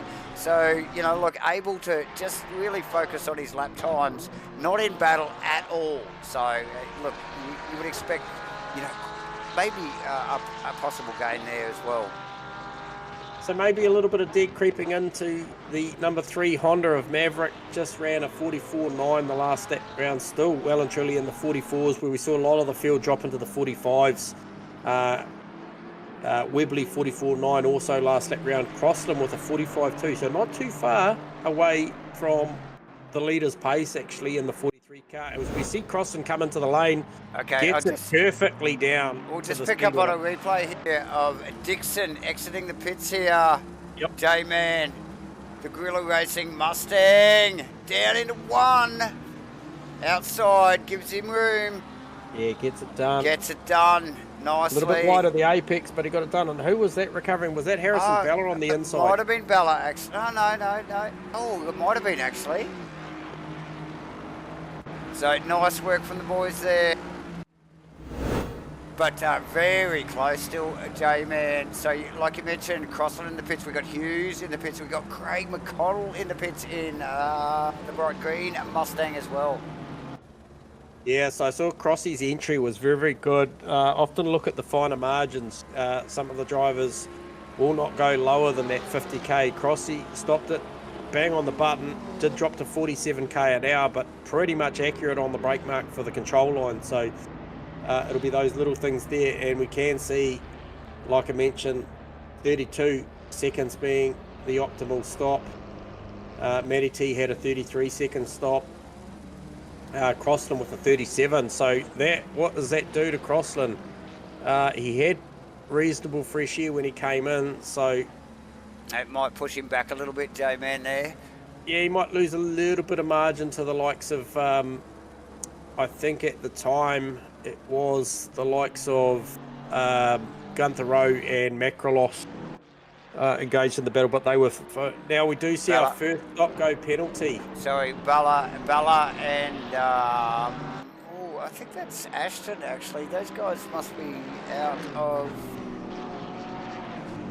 position for some reason. One of them's pitted, one of them hasn't. There you go, that's what that is. To answer your question, Bailey Stewart, no, they do not have to change tyres. They purely only have to take fuel in this race. However, I would suspect, somebody correct me if I'm wrong. I reckon they're taking tyres, Jamie. Tyres or fuel will cover off tyres, or tyres will cover off fuel, I'm not sure. But I suspect they'll be taking rubber also. So, yeah, mandatory fuel for this race, Mr. Stewart. So, as the cameras pick up on Bella, sneaking through there, Webley and Smith in the pits, J-Man. What is Webley doing? How was Webley with a 36-second stop, so not the quickest. So what does that do? I'd be looking for the likes of Prune Tracy. As he just ducks out just in front of Bella there too, so he's he's got to really make sure he stays in front of that. I would suspect he would. Lucky he didn't get in back amongst that pack there, J-Man. That could have really slowed his progress.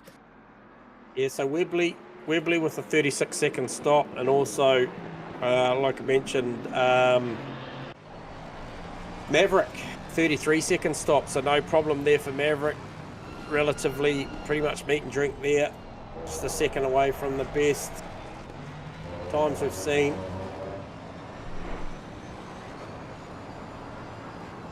So fastest pit transitions tonight would be Nick Firth and Jacob Wadsworth with 32-second stop, very quick.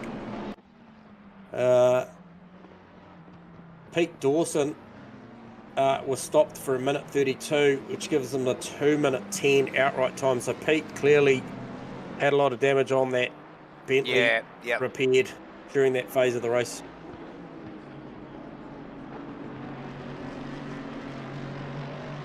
Spent down a position as he rolls obviously into the pits. So he just came up with my data as he's losing a position, but he's rolling into the pits.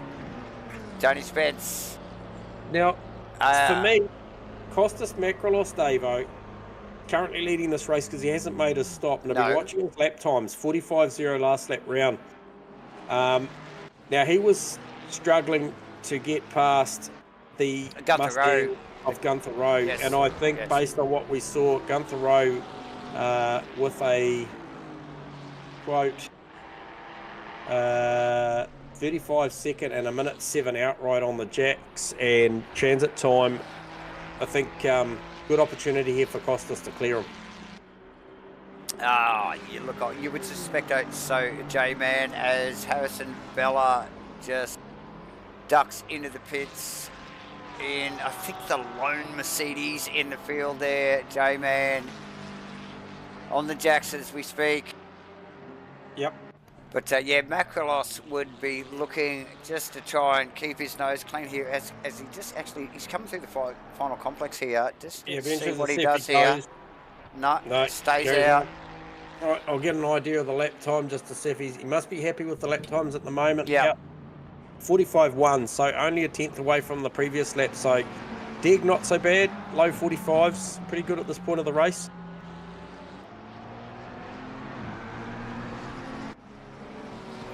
Up on Wadsworth v Spence as well there, J-Man. I think, is that Spence's car? Yes, it is. No, hang on. Jordan Moss, mate. So this is what repairing the damage is done. No, that's not that. That's the SSR car. Sorry, you're talking about Spencer Wadsworth. Sorry. Yeah, yes.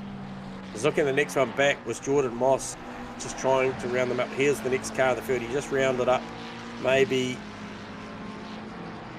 sure who that was. That might have been Louis Van der Venter. Yeah, I think he's out of position there, actually, J-Man. So. Yep.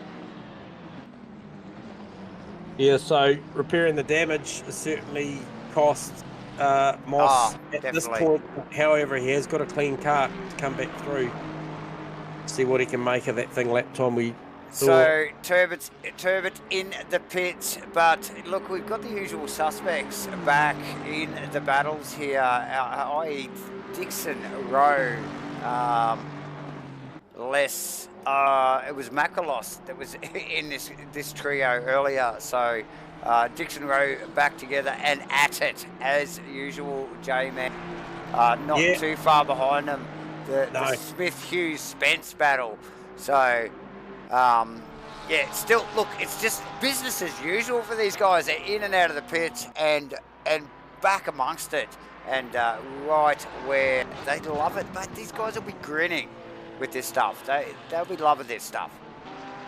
Yes, post pit stops also. Prune Tracy, that car is so much happier on fresh rubber that he is within 1.3, 1.4 seconds of Brandon Webley. Now, we saw Webley check out a good margin at the back end of that first stint. So Webley with a slightly, now what did Webley do on a stop? 36 seconds versus Prince Tracy's 32. So that's some of the margin you see right there out on track was made in the pit lane. However, we'll keep you updated with potential car pace, and I can tell you Webley's just about to comes across with a 44.4 versus Prince Tracy's 44.6. So pretty comparable, couple of tenths. Pretty comparable, and not far behind is Hendo and Matty T. Matty T putting all sorts of pressure on Hendo at the moment. Who is that just out of the pits? In front of them, one of the McLarens as they sneak past. That's the 33 car of Amos. So moves away, allows these guys and girls, should I say, up to speed through. This is pretty well, this is the third and fourth, isn't it, at the moment? It is the third and fourth. Yes. Yep. So just watching Macronos, does he come in? No. So he's fueled this thing heavy and he's certainly punching on. Going to have a quick car with a relatively light fuel load and fresh tyres coming home. Who's that? Macronos. So he's still out there making, once again, back the lap time up. Oh, okay. So he's gone around again. He has. Maverick out there on fresh tyres back into the 43s, 43.9 that lap round. So heaps of pace on that car. But yeah, back to Hendo and Matty T, that is the battle. So clearly Hendo's car not as good at the start of the stint, but we saw how strong the car was at the back end of the stint. So just falling away. And just starting to just range up on a couple of the lap vehicles here too, J-Man. These guys showing great pace. I think that's Dawson just up in front. Yeah, it is. Rounding up one of the McLarens. But these guys will get on the back of this very, very quickly. And again, it's just sometimes you can draw the short straw with this stuff as they weave their way through the slower traffic here. Yeah, about to approach the out of three. Nightingale car. Big sweeping right-hander. Critical run up the hill. Past Nightingale, both of them. Matty with a big dive on the outside. Oh, probably a little bit too deep, but just manages it. Doesn't the Ferrari deal with that well? And putting some pressure on. And again, like we were saying, just this lap traffic really does add another dynamic, doesn't it, to what these guys are up against. Trying to hit their marks, trying to keep an eye on their mirrors, trying to have a battle. I don't think the balance of that Aston's quite right at the moment. It looks like he's got a lot of understeer on that car at the moment. Just watched him coming down the hill and had a lot of lock on and the car wasn't responding, so a lot of front push.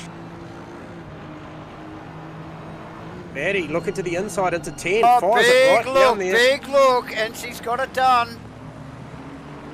Hendo oh, it's not over yet. No, it's not ducking and a weeping. Going, oh, you cheeky woman, you. Come here. Great pass from Matty T. Nice work. Really good pass. 101 pass, J-Man. Set that up from the corner before. Had the run. The Ferrari had the pace. And easy outbreak there. 101 pass, J-Man. Perfect. Yeah, 44-3 plays a 44-1 for Webley versus Tracy. So that's still going on. They're just trading best lap times at the moment, those two cars. So not a lot in it. I did feel like maybe Webley at the back end of the stint was in a slightly better position on the tyre phase. So it'd be interesting to see what Brent Tracy's got at the back end of this one. We're still 46.5 minutes to go on this one. Hendo back up the inside of Matty T. Challenging. Oh, that's close. You're going to be on the wrong side. On the wrong side, down to 5. Oh, and the Aston just off the inside whiffle strip there a little bit too. A little bit of a hop there. We were just focused on the Dixon-Gunther Rowe battle because that was going off. And once again, Crossland finds himself in fresh air, P8.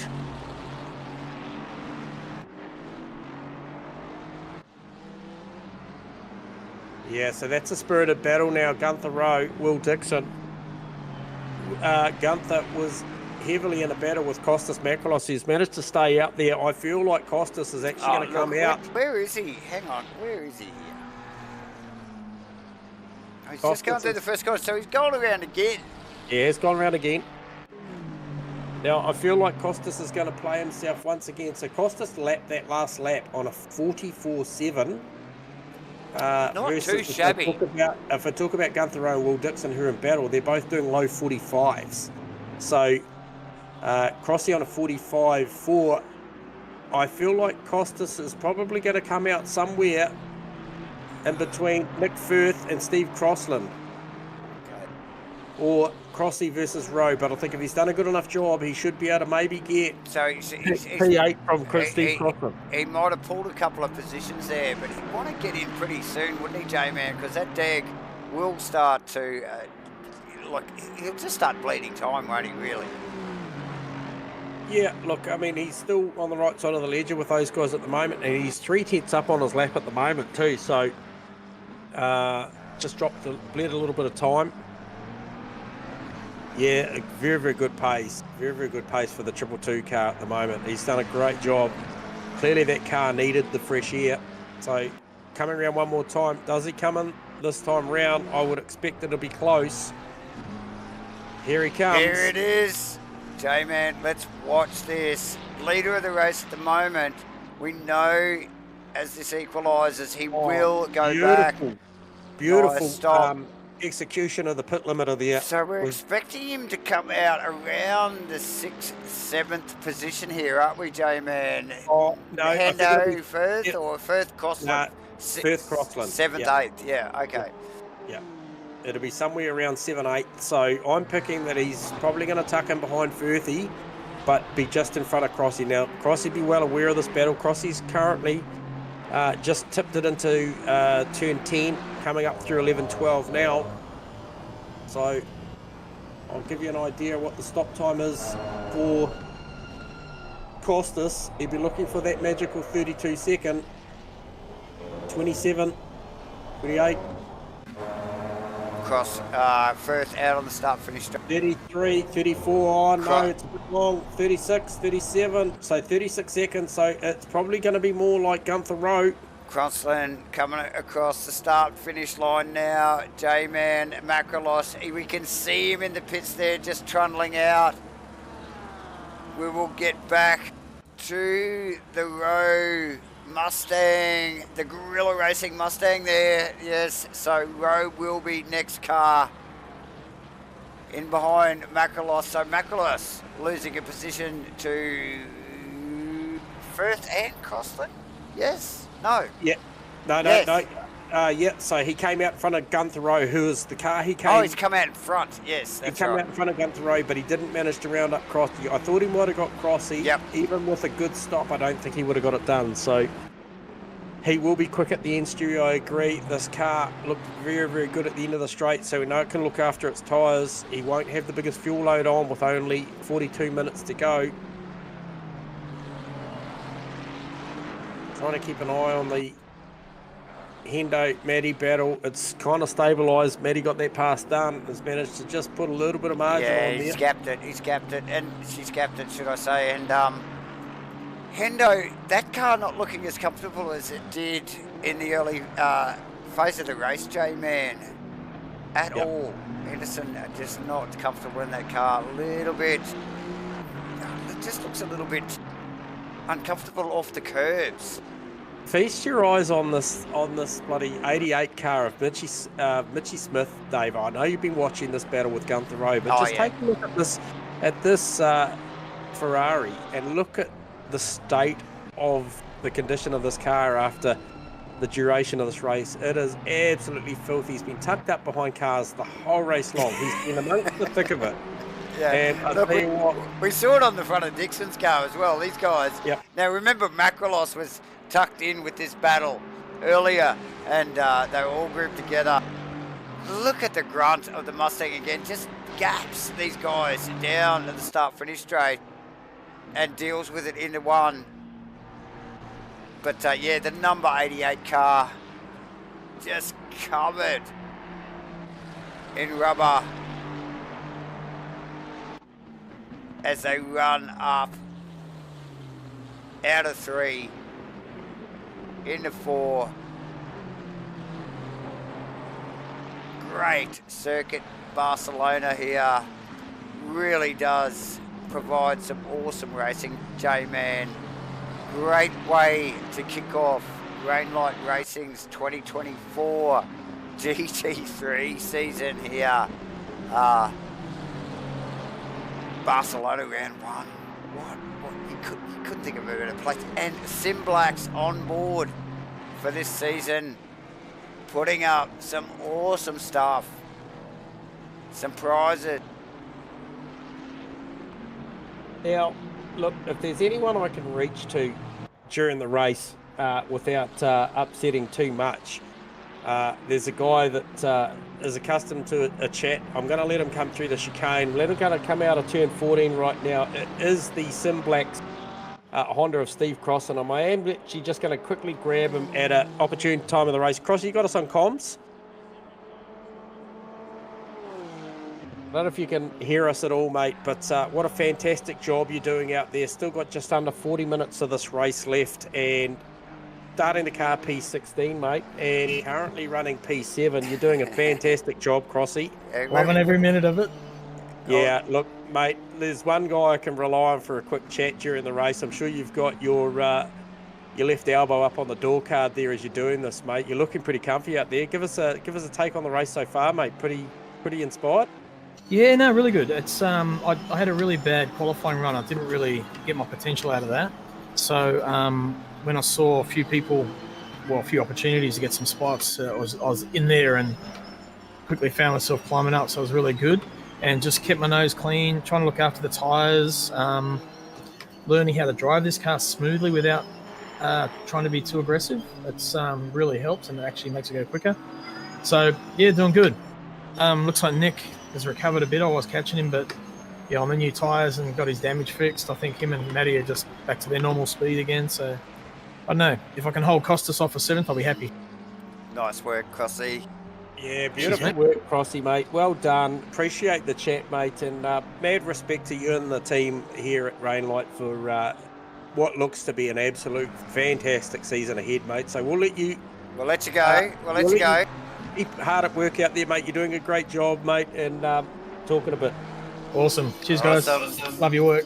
Steve Crossland, everyone, rocking the official Simblacks sponsored number 43 Honda J-Man. Now, remember, I just did touch on it again. Simblacks on board with Rainlight Racing for season 6 here, J-Man, giving away a GT Neo wheel at the end of the season. Spin the wheel stuff. It's not just the fast guys that are going to win this stuff. Anybody that's involved with the series could win this stuff. Just got to complete, obviously, terms and conditions, got to complete the 80% of the series, but get involved, guys. How about that? And every race that you compete in, they spin the wheel again for $50. You can just randomly win $50 just for turning up and having a crack and having a race with these guys. Awesome stuff.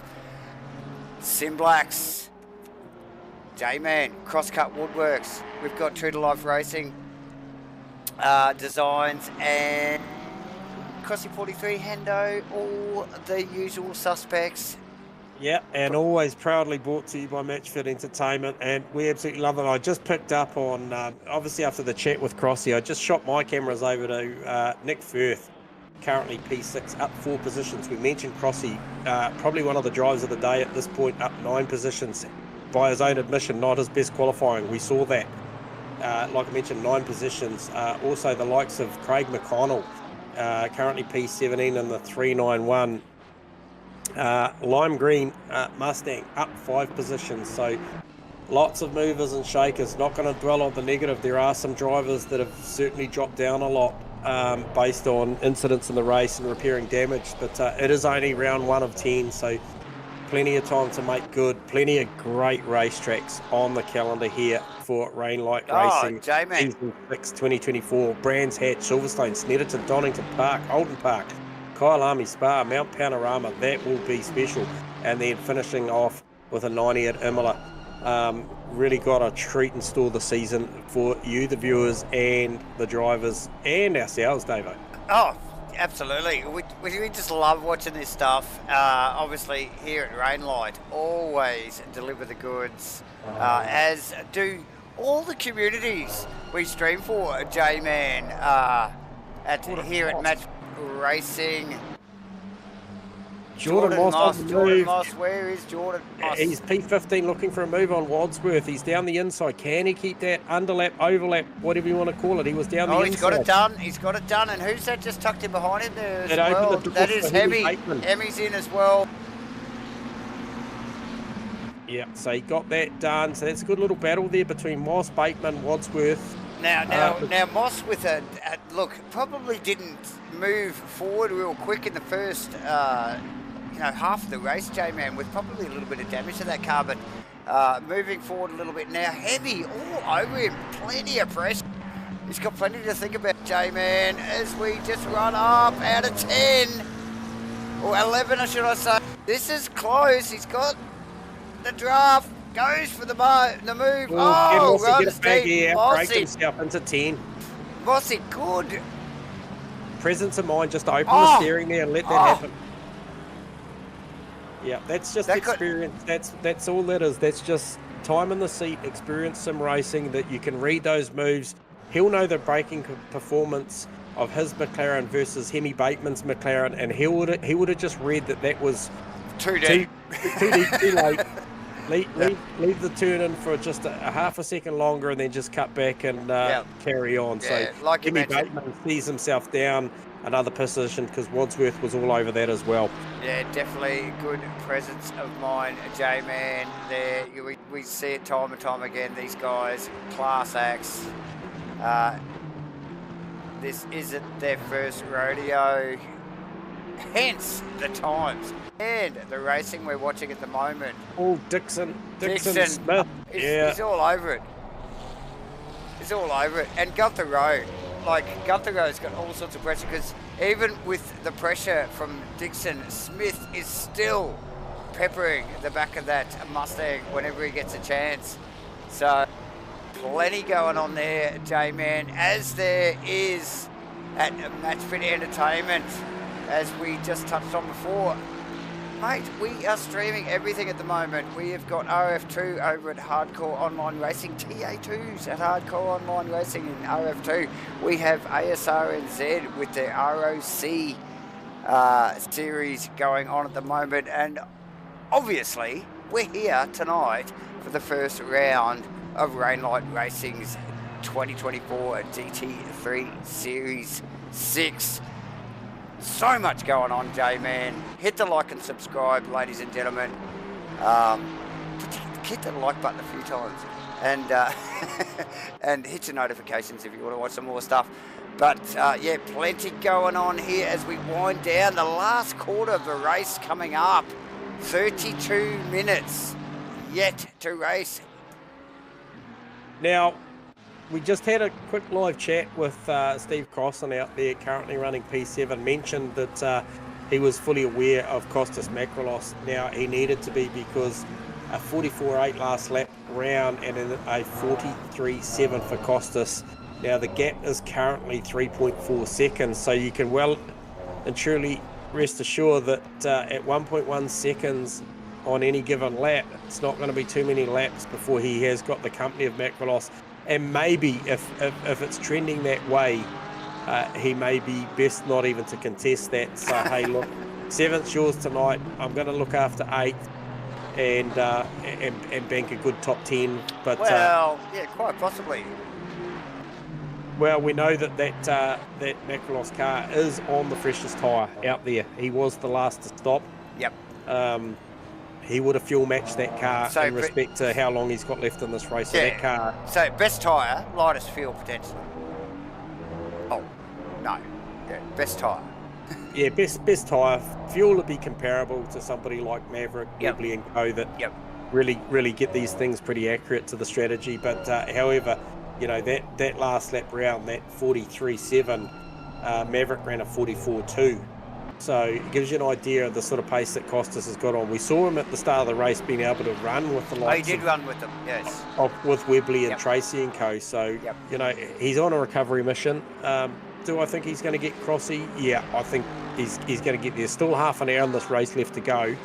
However, Firthy, another 7 seconds up the road from there is probably potentially a step too far because although Firthy just ran a 45.1, so yeah, you know, anything can happen. We've seen so many times before.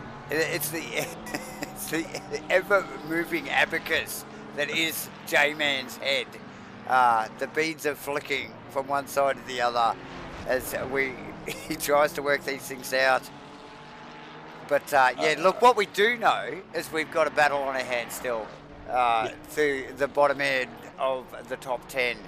That's for sure. So stay tuned, everyone, as we wind down into the final half hour, the final quarter of the first round of the Rainlight Racing's 2024 GT3 series here in Barcelona.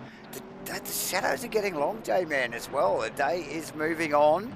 So yeah, 6 just after 12 minutes past the hour of 6 at the moment, PM here at Barcelona. Now, I'll tell you what, the 3 drivers out there tonight that we've continuously seen based on the deltas and the proximity of the racing is the Gunther Rowe, Mitch Smith and Will Dixon battle. Yep. And I think at the moment the Dixon pressure on Smith is just allowing Gunther just to stabilise the margin there at the moment. But man, these 3 drivers have certainly earned their keep tonight out there because they've been in a battle for the better part of what has already been an hour and a half.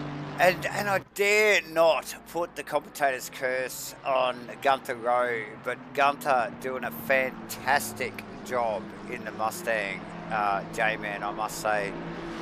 Gunther, look, shows some incredible pace sometimes, but has some very bad luck. So, look, really good to see him keeping that Mustang pointing in the right direction and with bloody good pace, mind you. Yeah. Matty T doing a good job there in 4th, just managed to make a bit of margin, 2.5 odd seconds at the moment on Nathan Henderson, so great job there.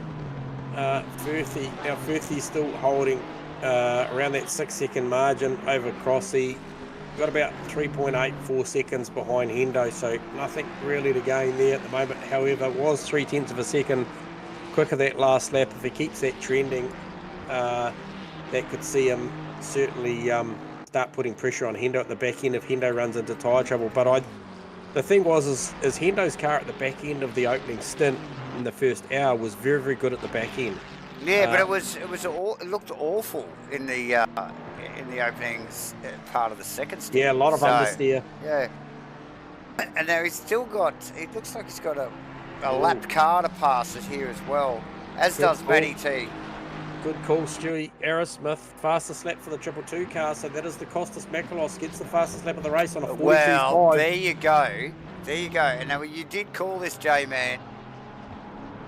So he'd be well in touch with Steve Cross, and then a 43.5 versus a 45 one last that round. Yeah, I think he's it's not going to be long before he's on the back of that Simblacks Honda. Dixon's Aston. Oh, he had a big look, didn't he? Out of 3 into 4. It looks like the strong suit, because both the last 2 laps I didn't like the look of the way that the Ferrari exits off of 2 heading up to 3. It just looks a little unstable in the transition. You watch coming down the hill here as well. You watch into 7-8. Just a little bit tentative through this part here, although dipped a little bit wide. But both the Aston and the Mustang, J-Man, as we just see Dixon with a bit of sand there, really did slow his progress. But yeah, both the Aston and the Mustang with some good punch in a straight line, as always. And if they get it off the corner, they really do make some gains, particularly up the hill there. What's the top speed of that Porsche? Because I see Ashton Hughes just hovering in the background. So he's 270 as the top speed versus Dixon's 274. So that Aston Martin's comparable to the Mustang, only 1 kilometre an hour. Kenneth Worcester has got the fastest top speed in this race at 275, and that Aston Martin's only 1 kilometre an hour slower down the chute. So that Aston pretty handy. Lost a bit of margin there. So Crossland on the back of Baccalos here, J-Man. Yep, so Baccalos, sorry I missed that. He clearly got there and just got it done. Yep. Probably not a lot that Crossy could do with that sort of pace. He's in a good position now to maintain this 8th, though. He's got good 17-something seconds back. Oh, and Firth making mistakes in front of him. Baccalos with 25 minutes to go. J-Man, I think Firth is vulnerable here. Yeah, I thought it was a step too far, but it's not that far. It's only 5.2 seconds. And then I can see Henderson's car in the foreground. Has Baccalos got the pace in that Ferrari to get all the way to 5? Well, that's what I'm thinking. Yes. Potentially. We're looking at that sort of pace. It's got the tyre. He has got the tyre. And he can push. So we'll see what Costas runs this lap here. Obviously made a pass maybe somewhere early in the lap on Crossland, might have compromised the overall lap time, but we'll give you a read on that in a second. And the lap was a 43.8, so certainly no, didn't hold him up at all. So Baccalos now. Smith and Gunther Rowe. Look, as always, this is my go-to at the moment when we've got nothing else to watch. These guys have been at it the whole freaking race, J-Man. Yeah. And look at it. There's the odd change of positions, but we haven't actually seen much in the last, probably 35 minutes or so. As they just starting to round up a little bit of lap traffic here, well out of the way there, but it can just break your concentration there, J-Man, and quite often we see a little bit of a push for a pass here as we see Smith again having a bit of a sniff at the back of the Mustang there, and Dixon a little bit wide. So yeah, a little bit wide, but then did he get the run? Like Smith looked to dive to the inside and then backed out of it. So Gunther fully awake to that move. So nice work from all 3 of these guys. And like I mentioned, don't want to put the kibosh on bloody Gunther Rowe's progress tonight, because he's doing a freaking stellar job, Jay.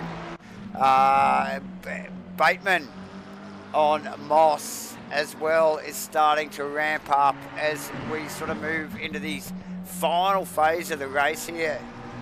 J-Man out of 10 down this short straight here. Big heavy braking stop. Macrolos another 0.8 of a second quicker that lap than Firth. Mate, wonder what. Dixon, Smith, Rowe, it's on. Dixon wants to have a crack at Smith. Has he got the draft this time? He's got good straight line speed. It's on.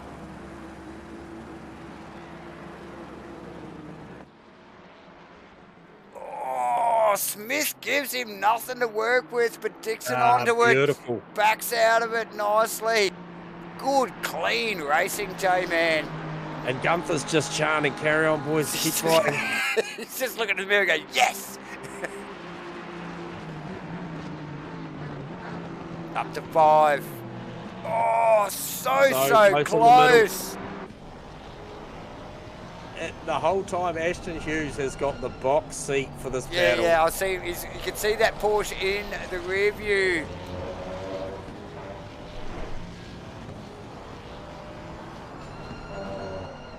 Oh, it's so tight. Dixon a little wide on the entry, but might give him a good drive out of here. Coming up to 9. He needs a good run off of 9. That Ferrari looks super solid through the mid phase of the corner up through 9. Starts pulling a little bit of gap, making his way forward towards Gunther Rowe again. And that's his focus, isn't it? Like, as long as his mirror isn't full of Will Dixon's Aston,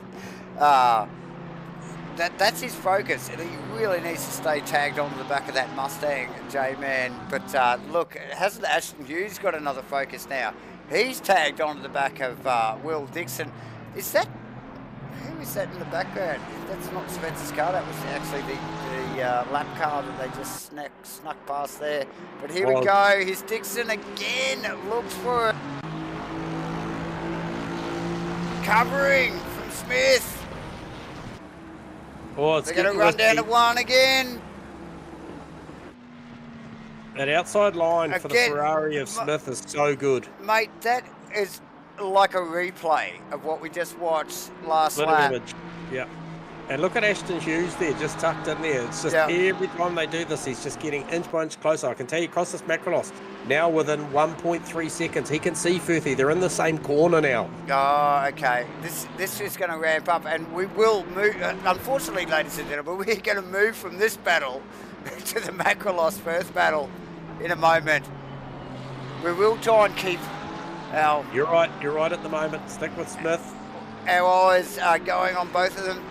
But, yes, look, this is going to ramp up, as it always does as these races wind down. These guys run it like a sprint race at the beginning and run it like a sprint at the end. Firthy catching lap traffic right at the wrong spot. The final chicane, he's caught up to the back of one of the back markers. And Macalot very close, J-Man, now, as we pick up on that battle. Yep, Firthy could use the draft of this car to his advantage here. As he looks for it there a little bit, it looks like a Milo car, doesn't it? So, Macrolos will just want to, I'm sure the green car here... Yeah, he just stays out of it. Stays out of that. But you Macrolos don't need is any there. help to see how close this is now. Not at all, not at all. Hunting for a move up into turn 4, I suspect he might fire it down the inside. It's just got a slightly tighter line, got a better tyre on this car. Oh, look at the punch, J-Man, from the in-car. Wow. Yeah. And there you go. Firthy doesn't even contest it, just hits the brake a little earlier, tucks in behind. So that is Macrolos back up to P6. Oh, we've got Dixon Smith still going at it side by side into turn 4. Sorry, 3. Look, these guys never fail to deliver. Like I was just saying to the viewers, when we don't have much going on at the top, we can always just come back to these guys because they are at it. Hammer and tong, elbows out, gloves off, J-Man. Not a lot of Not a lot of change of positions just in the last half an hour or so, but look, some really close stuff. Matty T, J-Man. Yeah, well, Matty T's I'm just watching Matty T's margins, and she's just making away. She's got 3.3 seconds up the road to Prune Tracy, and she's just been circulating just at good lap pace. Last lap was so for Prune Tracy was a 45.4 versus Matty's 44.6. So made some good margin there where the Prune actually caught lap traffic in the wrong space, but nonetheless, like, heading in the right direction. And then I thought Prune Tracy's margin on Webley wasn't so bad as well. It's about 3.6, so about even margins between second and third and fourth. And then we go back to this Hendo car that's about 6 seconds off the back of that, and Macrolos only another 5 seconds off the back of that. We're still 16 3/4 minutes to go. Has Macrolos got enough pace to hunt down the Nathan Henderson Aston Martin? As the cameras just pick up on Bateman and Moss, J-Man, these guys have been very close over the last quarter of the race. Yeah, we saw the big dive from Bateman on Moss. Yeah, at turn 10 about a half a dozen laps ago. He's still close enough to sort of fire another one of those moves on Moss. Will be aware of it. So Moss. Oh, Rowe gets turned by Smith. And that allows Dixon and Ashton Hughes through. Oh, let's get a replay on that, J-Man.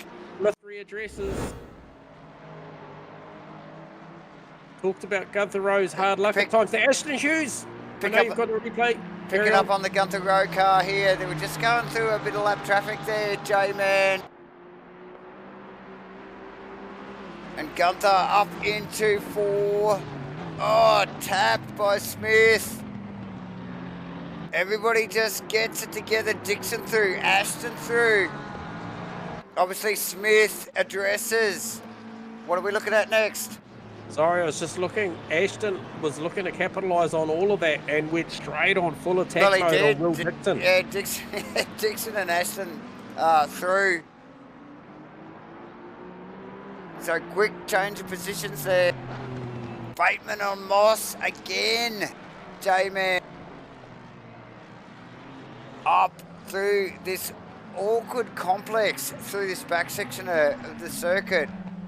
Up over the hill, over the crest, double right-hander, back down, through this new dicky little chicane that they put in, and then back out, through the right-hander and onto the start-finish straight.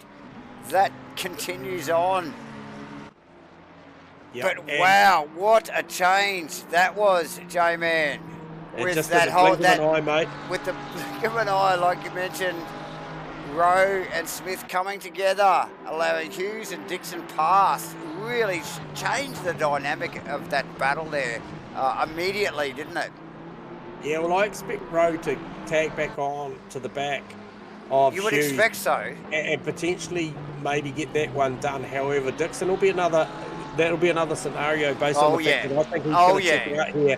And we saw the consistent equal pace between the Mustang and the Aston, and I think that might be a bit tough. However, Macrolos, on the other hand, is absolutely chewing meters and meters out of Nathan Henderson every lap at the moment. So yeah, look, I expected to see Henderson go down from Macrolos. But time is ticking, J-Man. A little over 13 minutes to go. Henderson, I thought, was in Macrolos's sights. Definitely. Matty T, maybe not. Matty T is starting to make inroads into Prune Tracy. Got that down to 2.2 seconds now. So that could ramp up towards the end of the race. Yeah, 100%. And, comparable lap times between Henderson and Macrolos. 44.2 for Macrolos, 45.2. Just quietly, Crossland starting to range up on the back. I think that is Nick Firth as well. So Firthy vulnerable to Crossland as well. Crossland, I think, in 7th earlier in the first half of the race. So lots of Macrolos to go back to 8th, but potential to get back to 7th with an attack here on Nick Firth. Yeah. So look, I think Crossy, that number 43 Simblac's Honda definitely deserves to be in 7th place. That really, he's definitely got the pace for that. And look at that again. I don't think that McLaren, first McLaren, not looking comfortable in this last phase of the race, J-Man. No, he's definitely vulnerable now. Just the time it's taken, or the lack of time it's taken for Crossy to catch that car. I think he can afford to be patient here, and he'll get this done. So we'll keep an eye on Macalos's. Matty T bridging that gap with Tracy very, very quickly now. That was down to 1.7 seconds. So plenty going on. Matty T, we've got Ashton Hughes on Dixon. We've got Gunther Rowe. Oh, trying to keep Smith behind him. A little bit of a touch up there early on. Dixon focused. Ashton just riding that wave, I think, in the Porsche, J-Man. Staying in touch. Yeah, crossing right under the wing of Firthy now. Right under the wing down the front straight.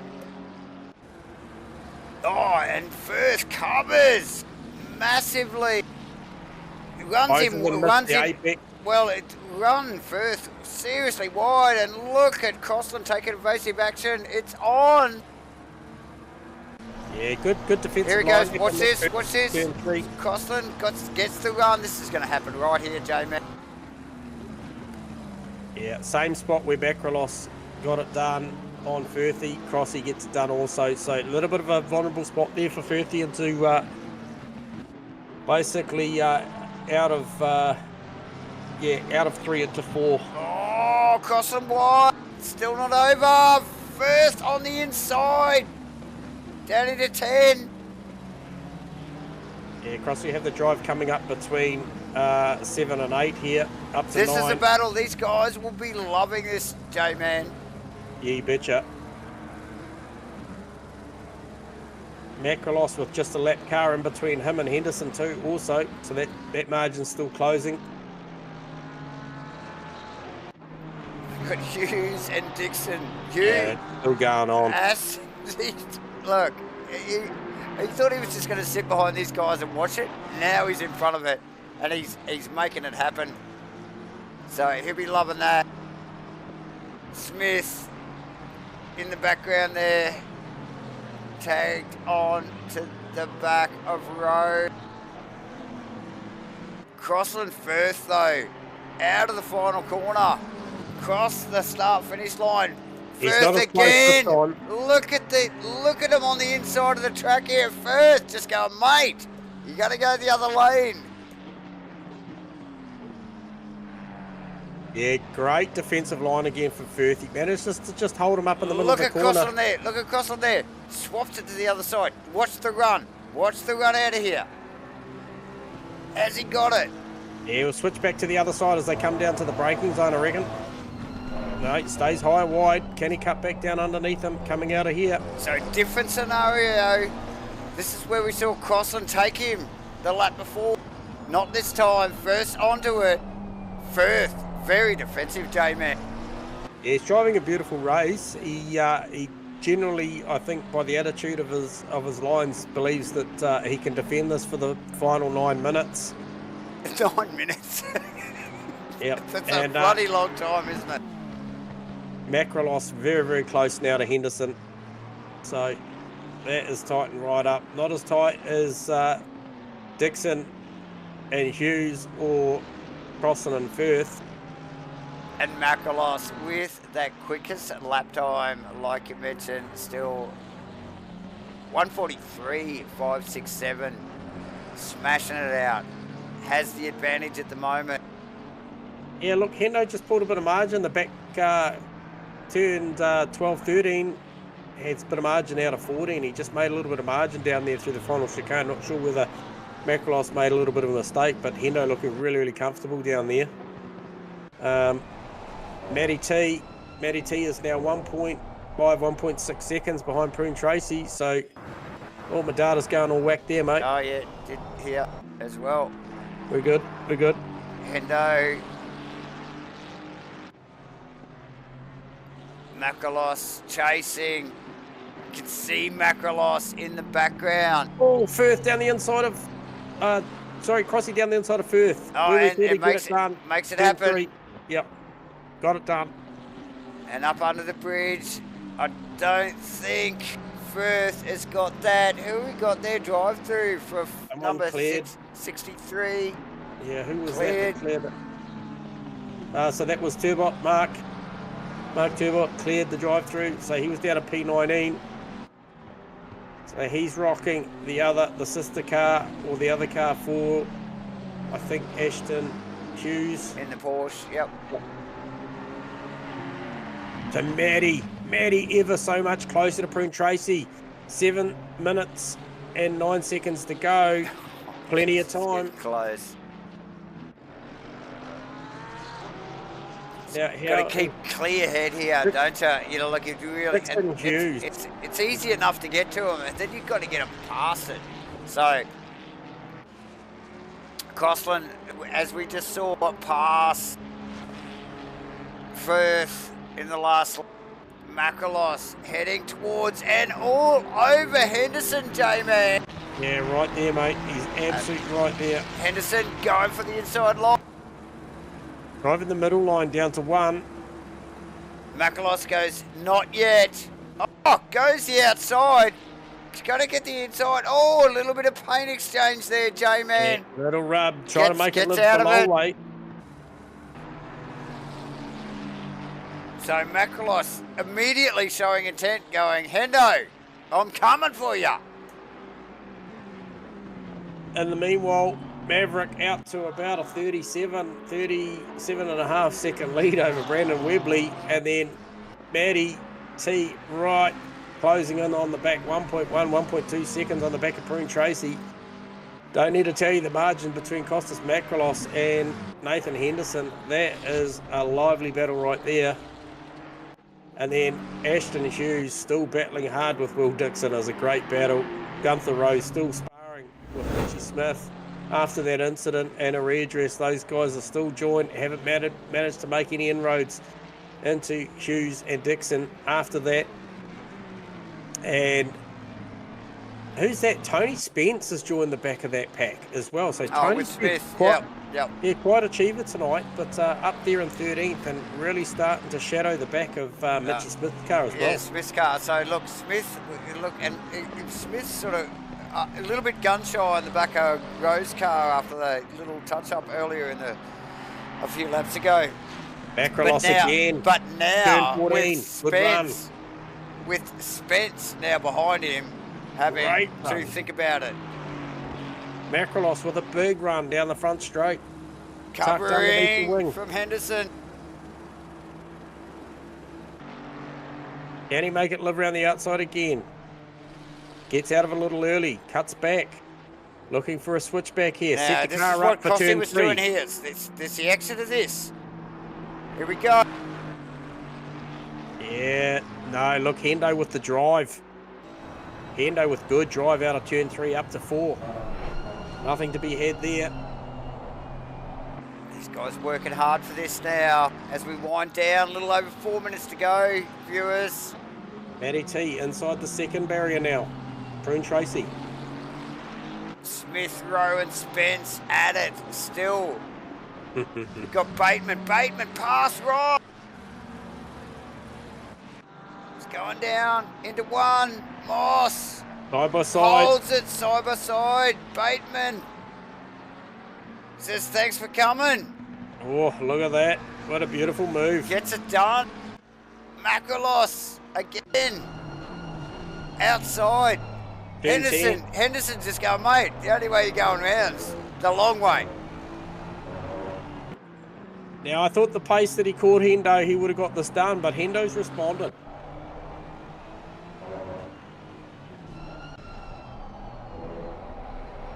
Macrolos' car looks so much better out of 13, the chicane, after the chicane, and then into 14. He just here we go again, J-Man. Start finish line. Look at the punch. Not quite so much out of the Ferrari, out of that one then. A little bit of breathing space for Henderson. Running down to 1. Yes, just tucks in and follows there. I don't think it's there. I think it's setting him up out of 3-4. So out of here. Here we go. But I think Hendo's got the drive off of 3. He has. just pulls that little bit of margin out of 3 every lap. It's that punch up the hill, isn't it? Yep. Got the drive traction out of 3, which is a critical point because we've seen a few passes down into 4 tonight. Macrolos looks very, very good. Holds the car on a tighter line out of 5. Heading down the hill through 6. Heading into 7. Nice and close. Can he get a run up the hill through 8 into 9? Has the tyre advantage dissipated? Is that it? Is that all it's got? Or maybe just needs to let it settle for a moment, have another shot at it. J-Man, it's going to come down to the wire. These guys will get one more lap after this. Yeah, I suspect. I'll tell you what, Rose Smith and Spence, it is going off down the back end with only 1 minute and 3/4 to go. Oh, well, no, I think just looking at where Mav is, we might get another lap in yet. Yeah, could well do. Could be 2 Yep, to go. Yep, I think so. So Ashton still tagged on the back of Dixon. Got Rose, Smith and Spence nose to tail. Matty T trying to bridge that gap to Gaz. And Hendo defending to a very quick Macrolos with a little bit of a flick coming out of 1. Yeah, and Really, once again, here's the strong suit coming out of 3. He'll make a bit of margin here. Super smooth through this first complex, J-Man. Nice work from Hendo. Fantastic looking car. Prune Tracy just managed to get past the lap car at the right time, put it between himself and Matty T. Just made a little bit of margin there, so maybe withered off the storm the attack that was coming from Matty T. Yeah. So yeah, however, and oh mate, and that's a good effort. Leader is on the final lap. On the final lap. So Hendo doing a great job holding out Macrolos. There is the rest of this, and one more lap to go. Hendo, one of the affiliates here for Rainlight Racing's 2024 GT3 series. Nice work. And look, Macrolos all over the back of him now, working his ass off. Well, he knows he's only got one more. So does Ashton Hughes on Will Dixon. He knows there's only one more to go. So it's now or never. Oh, Macrolos super close.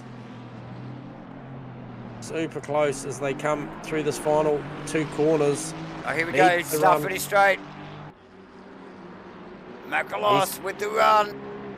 Has he got it? No. The Aston. Hendo's just got the run. He got the drive off that corner.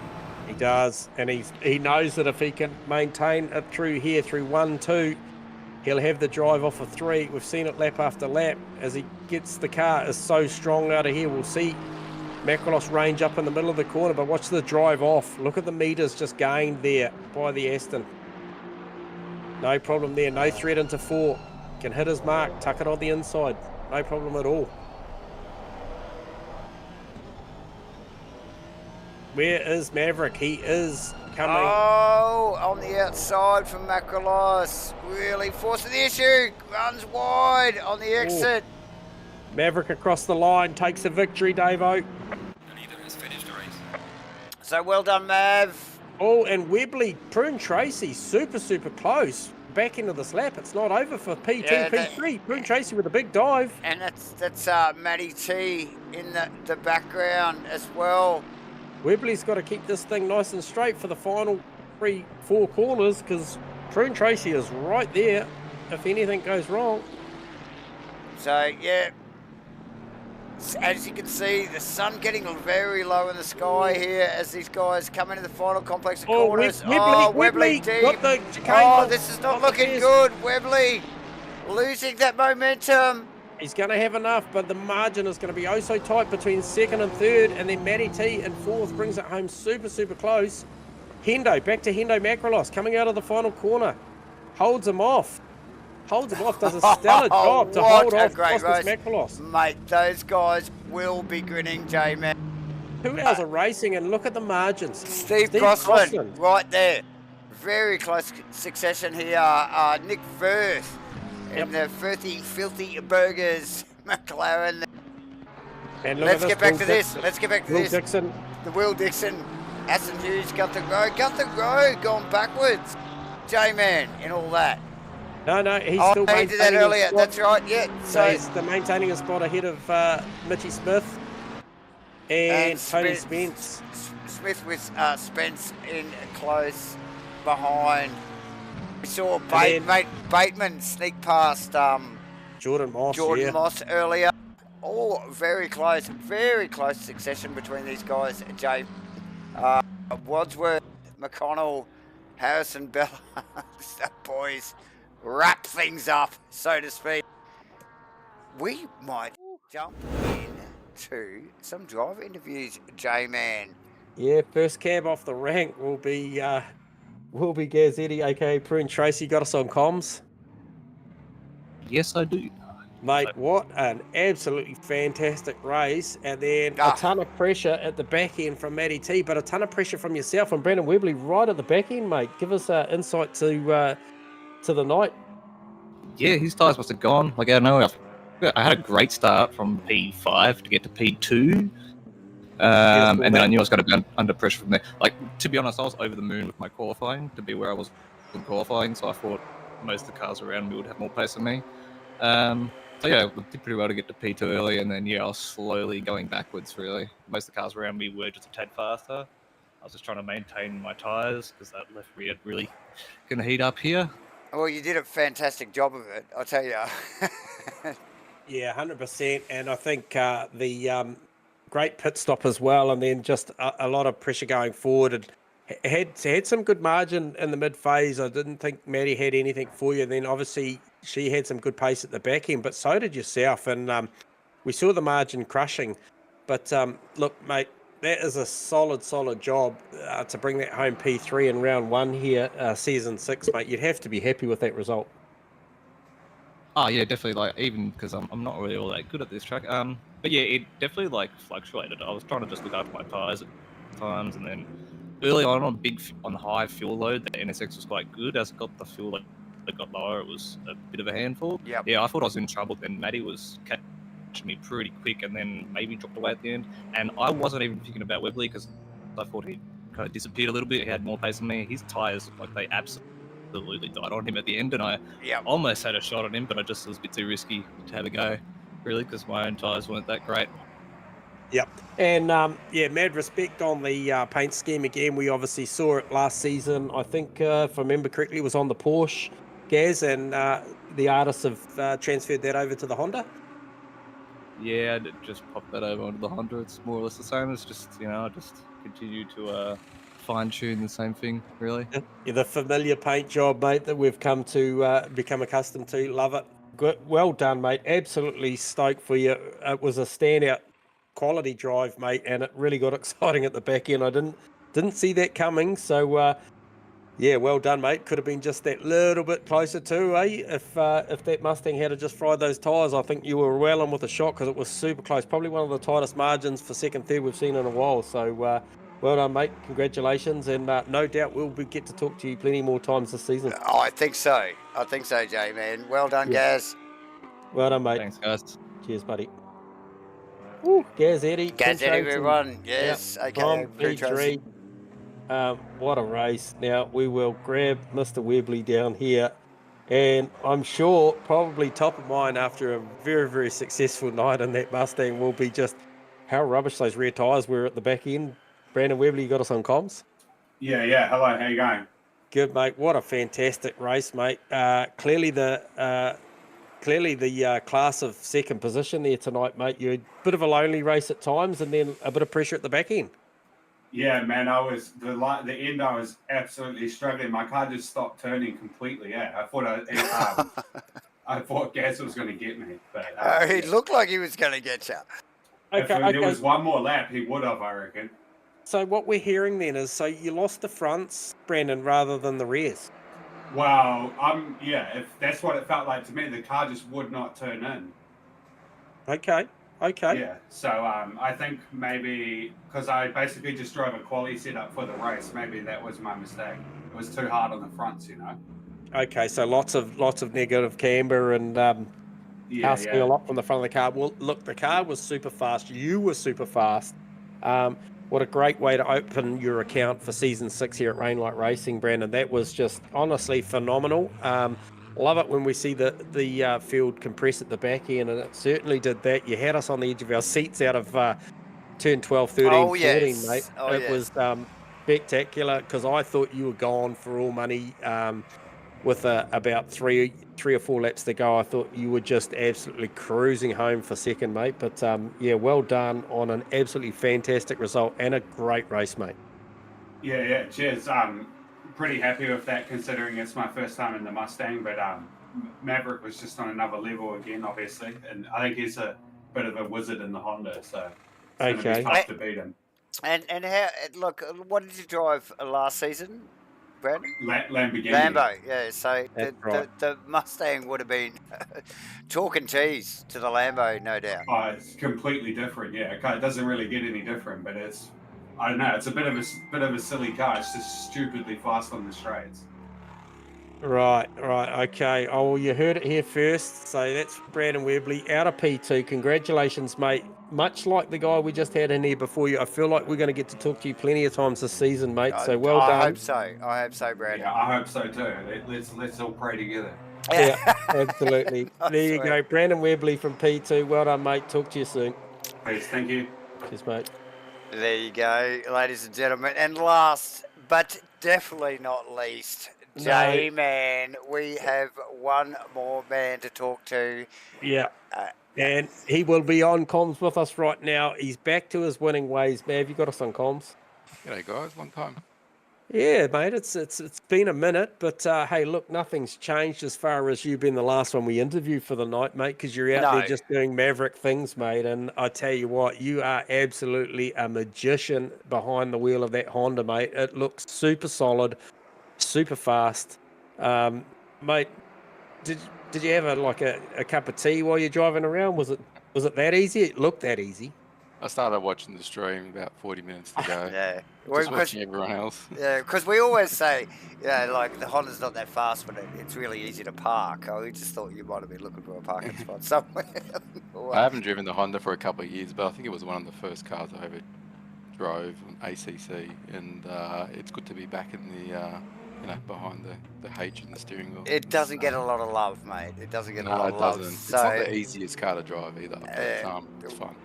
Yeah, and so, like, look, even with all of that said, Mav, super dominant performance, right from the outset, lap 1, we saw a great move down the inside from Gazzetti to challenge Webley and Co for P2, and then you sort of just checked out straight away, banked those really, really hot first 3 laps were really epic. We saw you drop into the 43s pretty quickly. 43.9 was the first one, backed it up with a 43.8 after that.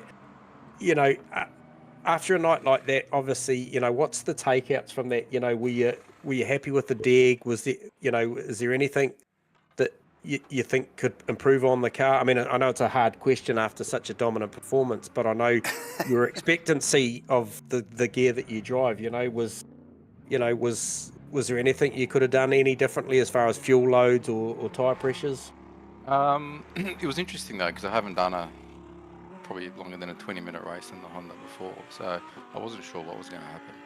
So yeah, I kind of pushed hard, and then I thought, no, I'm going too hard, and then I took a step back, and I think I maintained around a 6-second gap, and then I got a bit of deg, and then it kind of went away after about 30 minutes, and then it wasn't too bad to drive, but the first stint, the tyre pressures weren't optimal. They were too low, and I think I was kind of in the mid-44s as average lap pace. And after the pit stop, pumped them up a bit, and it was a bit better. So didn't really have any issues with it. Not too much sliding around. So not sure what I would change next time, to be honest. Okay, and going forward, Mav, so if I look at the data that I've got at hand, obviously pretty good pit stop, mate. 33 seconds on the jacks to be pretty comparable. I think the best we saw was a 32, so just a slight difference there in the stops. But going forward, we saw the terminal speed of that Honda in comparison to the likes of, say, the Mustang, which is incredibly quick in a straight line, and then I think the Aston as well was somewhere up around that 274, 275. I think the Honda somewhere in the 260s, 265, 267, something. Is there anywhere on the calendar you think that potentially, because obviously it makes all its speed under brakes and in the middle of the corner, it's obviously you've got that thing set up to with good aero and to rotate properly. Is there anywhere on the calendar you think that could be a bit of a concern? Bathurst maybe? No? No, oh, I'm not sure actually. Maybe are we doing Paul Ricard? No, we're not. No, I was thinking the same thing. Something like Ricard or Monza might be an issue, mate. Yeah. But, no, hey, look, Brands Hatch, Silverstone, Snetterton, Donington Park. I feel like it's going to see. Oh, that was my next question. What's the car like over the curbs? It's a bit nervous. Like, I tried some other cars on this track just the last week or two, and they were much more comfortable. I was kind of grinning a little bit when I do that first chicane because I like to ride the curbs a bit, but it wasn't the most stable. I'd have to lift sometimes off the gas, or but I think you can probably fix that with a bit of riding. Bit of work. Yeah. I haven't really mucked around with it, so don't know how it's going to go. But yeah, some of those other tracks like Brands Hatch are going to be all over the curbs, I think there. Yeah, I think Park comes to mind. You just got to be, though, don't you? Like it's to make them fast. So yeah, you have to risk it. You do. But I'll muck around with the ride height. Maybe it might improve. Yeah, well, good stuff, Mav. Like, mate, we're used to seeing you in this position. Long may it last, because you are certainly the man to beat.